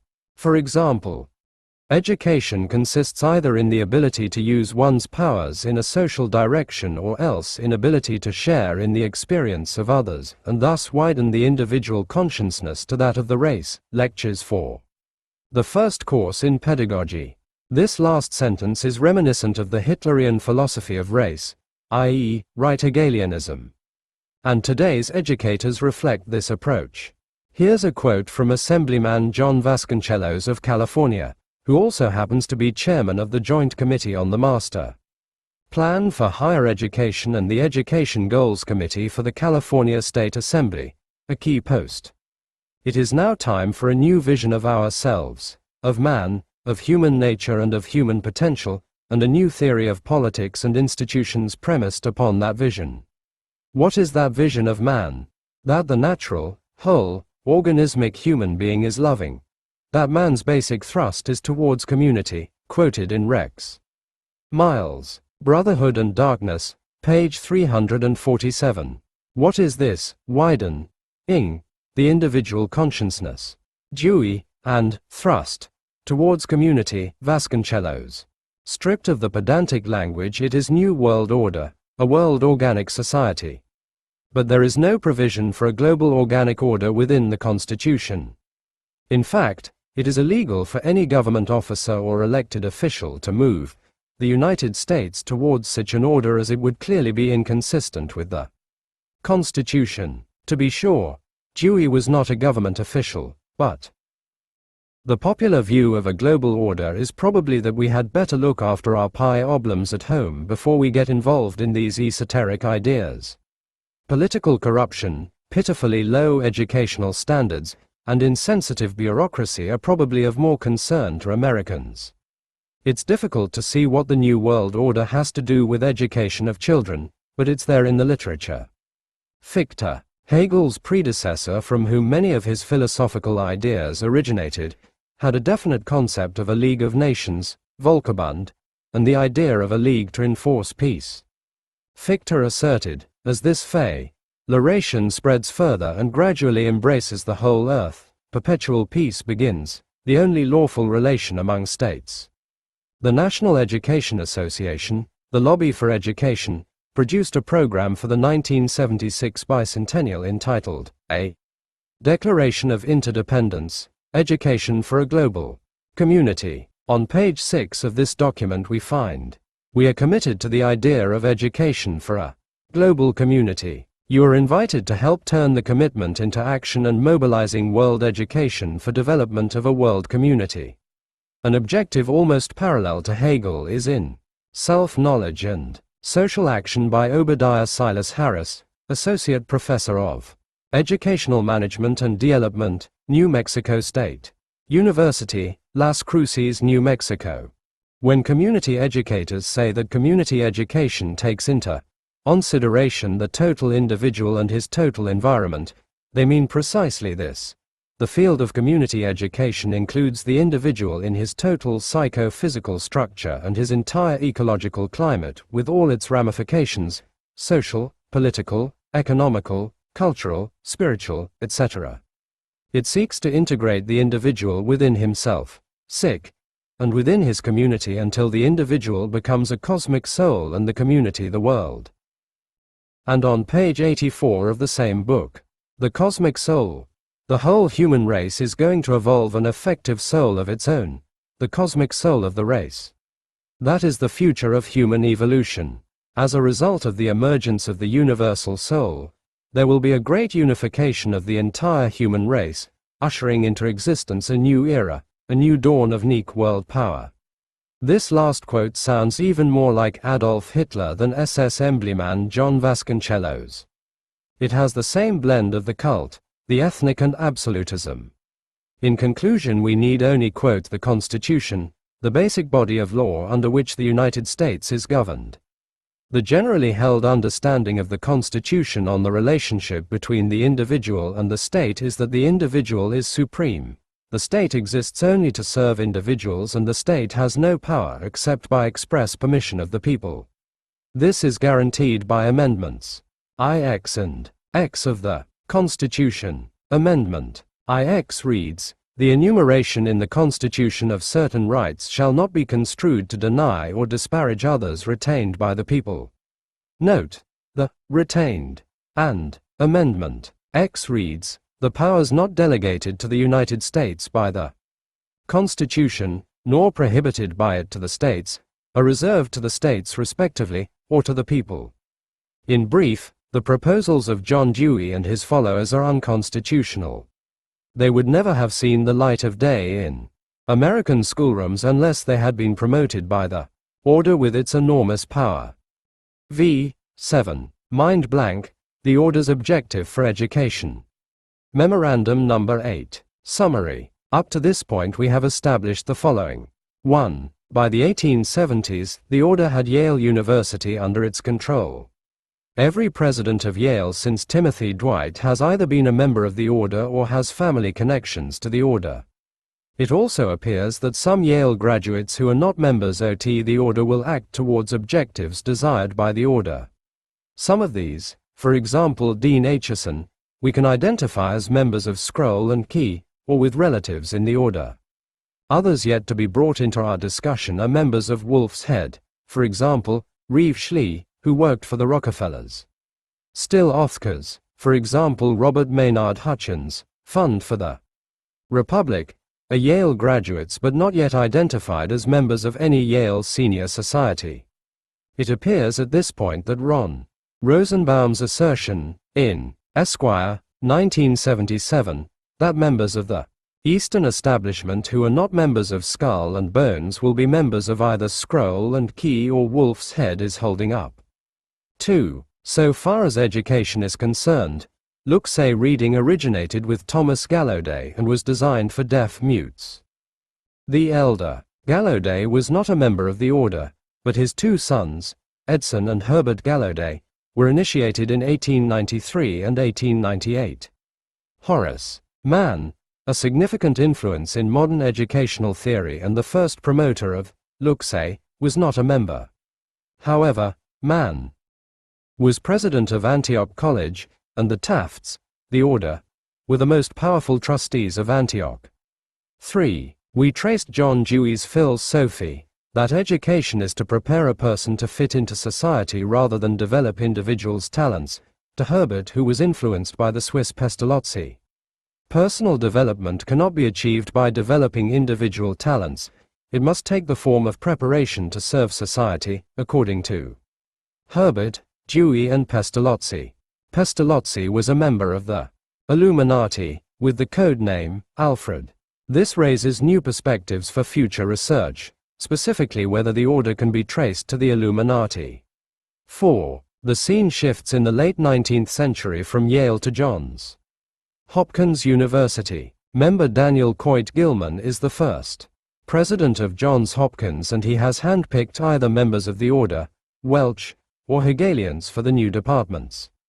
G. Stanley Hall, the first of Wilhelm Wundt's American students, began the process of Americanization of Wundt, established the first experimental psychology laboratory for education in the United States with funds from Gilman, and later started the Journal of Psychology. John Dewey was one of the first doctorates from Johns Hopkins, under Hall and Morris, followed by Woodrow Wilson, who was president of Princeton University before he became President of the United States. We noted that at key turning points of G. Stanley Hall's career, the guiding hand of the order can be traced. Hall also links to another member of the order, Alphonso Taft. We noted that Wilhelm Wundt's family had Illuminati connections. 5. The order was able to acquire all the Morrill Act land grant entitlements for New York and Connecticut for Cornell and Yale respectively. However, member Gilman ran into trouble as president of University of California on the question of the California land grants and corruption among the university regents. The first organized opposition to the order came from the San Francisco Times, but editor Henry George was not fully aware of the nature of his target. 6. The core of the order's impact on education can be seen as a troika: Gilman at Johns Hopkins, White at Cornell, and U.S. Minister to Germany, and Dwight, followed by member Hadley, at Yale. Andrew White was first president of the American Historical Association. Richard T. Ely, not a member but aided by the order, became a founder and first secretary of the American Economic Association. Members can also be traced into such diverse areas as the U.S. Naval Observatory and the Union Theological Seminary. 7. John Dewey, the originator of modern educational theory, took his doctorate at Johns Hopkins under Hegelians. Dewey's work is pure Hegel in theory and practice, and is totally inconsistent with the Constitution of the U.S. and rights of the individual. A comparison of German Hegelians, John Dewey and modern educational theorists demonstrates the parallelism. Children do not go to school to develop individual talents, but to be prepared as units in an organic society. Experimental schools at University of Chicago and Columbia University fanned the new education throughout the United States. In brief, the order initiated and controlled education in this century by controlling its content. The content is at variance with the traditional view of education, which sees each child as unique and the school as a means of developing this uniqueness. Criticism of the educational system today bypasses the fundamental philosophic aspect and focuses on omissions, i.e., that the kids can't read, write, spell or undertaken simple mathematical exercises. If we look at the educational system through the eyes of the order and its objectives, then the problems shift. If teachers are not teaching basics, then what are they doing? They appear to be preparing children for a political objective which also happens to be the objective of the order. The emphasis is on global living, preparing for a global society. It is apparently of no concern to the educational establishment that children can't read, can't write, and can't do elementary mathematics, but they are going to be ready for the brave new world. Summary of the order's influence in education. Institution, field, direct, major impact only, indirect, via a member of the order, Yale University, Cornell University, Johns Hopkins University, University of Chicago, Gilman, Dwight, Hadley, White, Gilman, Welch, White, Hall, Ely, Dewey, Wilson, Morris, Hall, Dewey plus Foundation Financial Aid, Volume 3, Hall, Dewey plus Foundation Financial Aid, Volume 111. Mann, Gallaudet, Thomas. Columbia Teachers College, Os. Luxay Reading, Gallaudet, Edson and Herbert. Influence of Horace Mann, Taft, Herbert. Illuminati, Pestalozzi i.e. Alfred, Wundt, Gilman, Taft, White. American Historical Association White. American Economic Association. Refer to membership at end of Memoranda Number 1 and Number 6. Ely for lesser influences. Memorandum Number 9. Conclusions and recommendations. A general conclusion is that the order has been able to convert the educational system from one aimed at developing the individual child to one aimed at conditioning the child to be a unit in an organic, i.e., Hegelian, society. When we look at philanthropic foundations in the next volume, we shall see the way this has been implemented by private foundation funds. There is not sufficient evidence to argue whether the decline in educational standards is an accidental byproduct of this new education or a deliberate subsidiary policy. In any event, the Reagan administration policy of merit pay will compound, not solve, the problem. Recommendations for reform have been forthcoming at intervals since the late 1950s when educational problems first surfaced. At the time of Sputnik, there was a hue and cry about the backward nature of U.S. training in mathematics and science, which at the university level are not at all backward. Anyway, the educational establishment recognized an opportunity and cried, more money. They got it, and there was a massive expansion in the 60s. But the funds have been poured into social conditioning. Mathematics and sciences have taken back seat in the last 30 years. Then in 1981, James S. Coleman of the University of Chicago produced a study of public schools for the U.S. Department of Education. In this study, Coleman used the National Opinion Research Center to contact 58,728 sophomores and seniors in 1,016 public, parochial, and private schools across the United States. His findings were: private and parochial schools provide an education closer to the common school ideal than do public schools. Private school students learned more than public school counterparts. Coleman wrote it was paradoxical that Catholic schools function much closer to the American ideal of the common school than do public schools. Private schools provide a safer, more disciplined and more ordered environment than public schools. Blacks and Hispanics perform better at private schools. The reason: private schools are less under the influence of the Dewey educational philosophy. They still have to use accredited teachers, but these teachers, quite bluntly, have been able to survive the teacher training conditioning. Yet the educational establishment does not see the writing on the wall. In fall/autumn 1983, a report by John Goodlad, Dean of the School of Education at University of Southern California, will be published. John I. Goodlad wrote the foreword to Schooling for a Global Age, McGraw-Hill, 1979, which includes these comments. Enlightened social engineering is required to face situations that demand global action now. Page she. Parents and the general public must be reached. Otherwise, children and youth enrolled in globally oriented programs may find themselves in conflict with values assumed in the home. And more. Another 345 pages of globality follows. Nothing about the child as an individual. Nothing about the child as a repository of talents that need to be encouraged. Nothing about basic education, the 3 R's. Yet this Goodlad report is being pushed in the New York Times, July 19, 1983, as the most comprehensive report ever made on American schools. These are some good lad proposals. Education should start at 4 years old, schools should be smaller, head teachers with doctorates should have more pay. And this does nothing, of course, to stop what a former Commissioner of Education called a rising tide of mediocrity. If the United States is to survive in the coming technologically intensive age, then certain recommendations follow. These are: the function of the school is to develop individual talent. Social engineering as an objective has to be discarded. A thorough grounding in the 3 R's is essential for a good education. In other words, content is all important. It follows that schools of education should be abolished.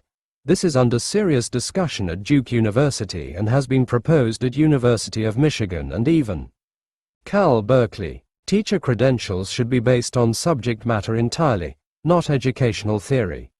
All restrictions on private schools should be abolished. Public schools should be returned to local control.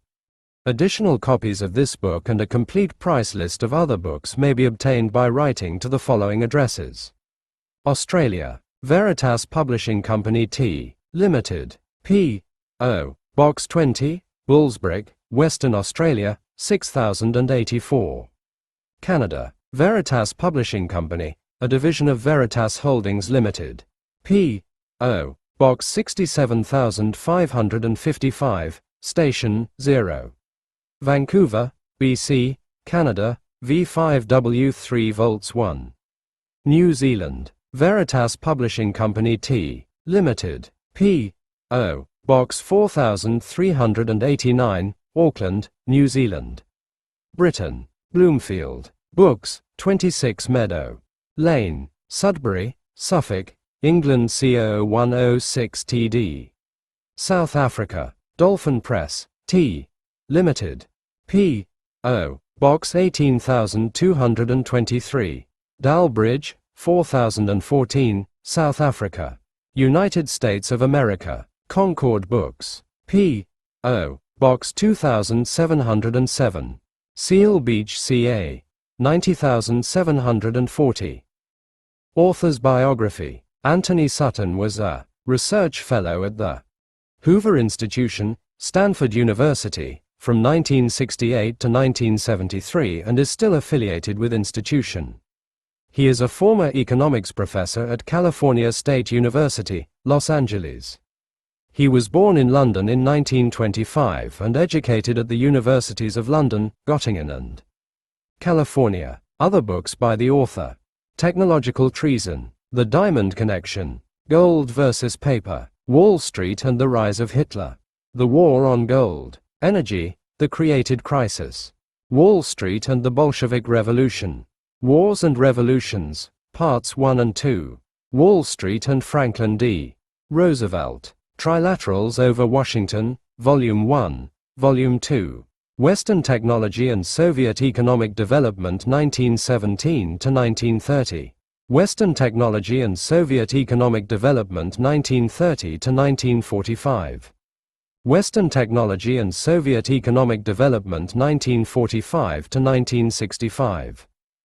National Suicide, Military Aid to the Soviet Union in 1973. Introduction to the Order,